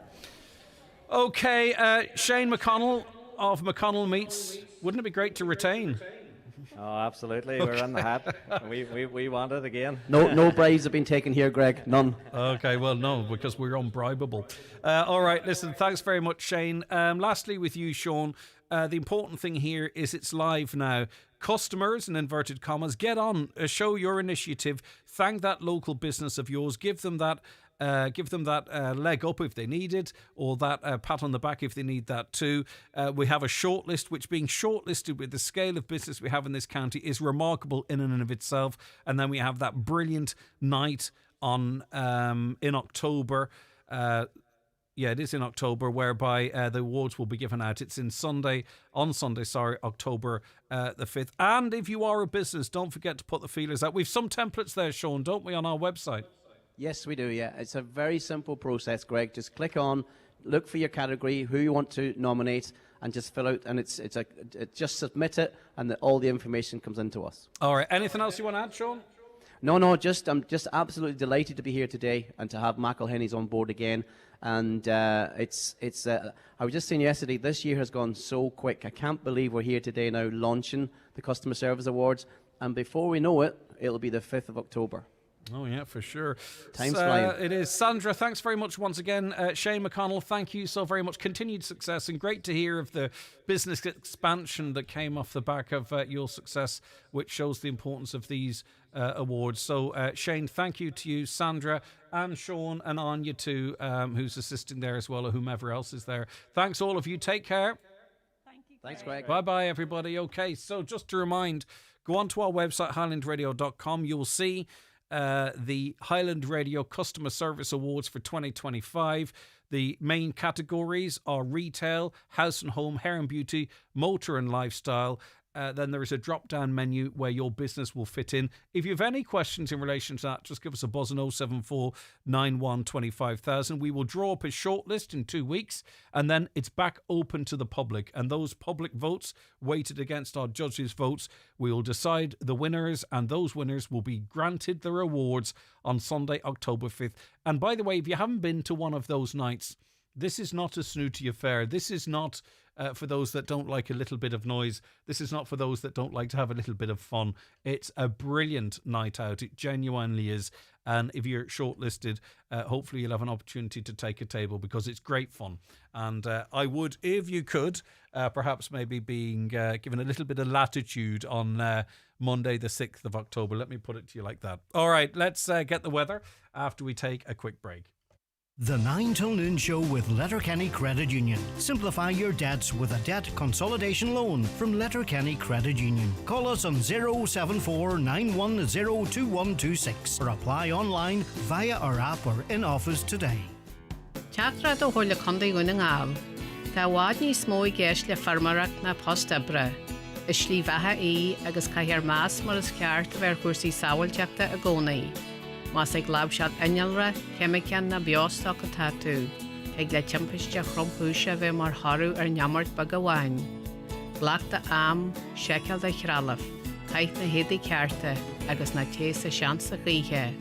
Mar go bhfuil na daoine a bhreathan ort ag brethart hac na bhile slán sábhailte. I sismaide agus sábhailte da aram. Chuir le condaí gúna ngáil ag cosint bobal. I had problems with my knees for about 7-8 years. I think I'd give Kingsbridge 5 stars just because of the support and help that they gave me before and after the surgery. I was a public patient and the HSE reimbursed the cost. Republic of Ireland residents can get rapid access to cross-border surgeries at Kingsbridge private hospitals in Belfast and Derry, with medical costs reimbursed by the HSE. Find out more at kingsbridgeprivatehospital.com/cross-border. Kingsbridge, your fast track to 5-star care. Terms and conditions apply. Strawberry season is here. Let the fun begin. Pick up a punnet of Keeling strawberries in store today. Tasty, sweet, feel-good fruit. Love that Keeling's feeling. Hi folks, Paul McDavid here, inviting you to join myself and Jimmy Stafford this Monday night for another edition of the Monday Night Sessions. On the show this week, we welcome from Kildare, Stephen McDaid. David Fisher, Managing Director of Oakfield Park, will also be joining us to tell us all about Oakfest 25, which is taking place very shortly. Plus, local Letterkenny band Milltown will also be playing their new single and new music. So that's the Monday Night Sessions this Monday night between 8 p.m. and 10 p.m. As always, right here on Highland Radio. Highland Radio weather updates with McElhinney's. Get back to school sorted with all the essentials from school jumpers to shoes. Visit our kidswear department in store or shop online at mcelhinneys.com today. So, the weather forecast, a mix of cloudy periods and sunny spells this morning. More cloud will gradually build later this afternoon as southerly winds strengthen and a band of rain spreads across. The rain will be heavy at times. There might be the odd rumble of thunder. Highest temperatures 19 to 21 degrees. And don't forget, high seas expected along Atlantic coast. The tides are high at the moment. And of course, there's winds now, which we haven't seen for the last couple of weeks. So we're not saying that areas are going to be flooded, but there could be some overtopping. So be careful if you're out fishing or walking or whatever it might be. Right. I just heard the boys from Monday Night Sessions talking there. A lot of you watch the show, and we really do appreciate it. But just to remember, we have a lot of stuff that you can watch here. You can interact with it in different ways. And what's critical too, not as much for Monday Night Sessions, but certainly for the DL debate and different shows that are streamed, is that you can read what's going on. Okay, so maybe you've got, you're hard of hearing, or someone in your life is. They can watch the 9 till noon show with subtitles and follow what's happening in the world, or they can watch the DL debate and follow along with the subtitles that aren't perfect, but they're pretty good. So it's even more inclusive. Or you might just want to sit down and watch something on your telly. And the best way to do it at home, I find, is on my Fire Stick or on the YouTube app on the telly, and you can just watch your local content that way. So it's not just this show. My point saying the lads from Monday Night Sessions, they've got live music every Monday night. Just sit at home and watch it. And the likes of the DL debate, it's streamed as well. The half marathon team have been on to tell us that they've been out since 10:30 a.m. doing a great job walking and cleaning the route. They got a massive entry. So it would appear that there was quite a bit of waste on the route, but they've been out cleaning it up. And as I say, they're having to work extra hard because there was a great entry to it. And the cleanup will be all finished by 1 p.m. today. And we never doubted that for a second. We did have a call from someone that was out really early on. But look, it was always part of the process to get out the morning after and clean up. But they had a hugely successful half marathon. Which is great, isn't it? Now, we got lots of your comments coming in over the course of the morning on various subjects. I haven't been able to get to them all because of how busy we've been. But I just have time to mention that 2 places have just become available for our Riverdance trip on Thursday. It's Riverdance 30, the new generation. So there's seats for 2 people. For the show in the Gaiety Theatre. It's a limited run there. Overnight accommodation, bed and breakfast at the 4-star Grand Canal Hotel in the heart of Dublin. Luxury coach travel, tickets to the show, free time in Dublin. We've got just these 2 seats that have become available. If you have any interest and you want to find out more deets, give us a call.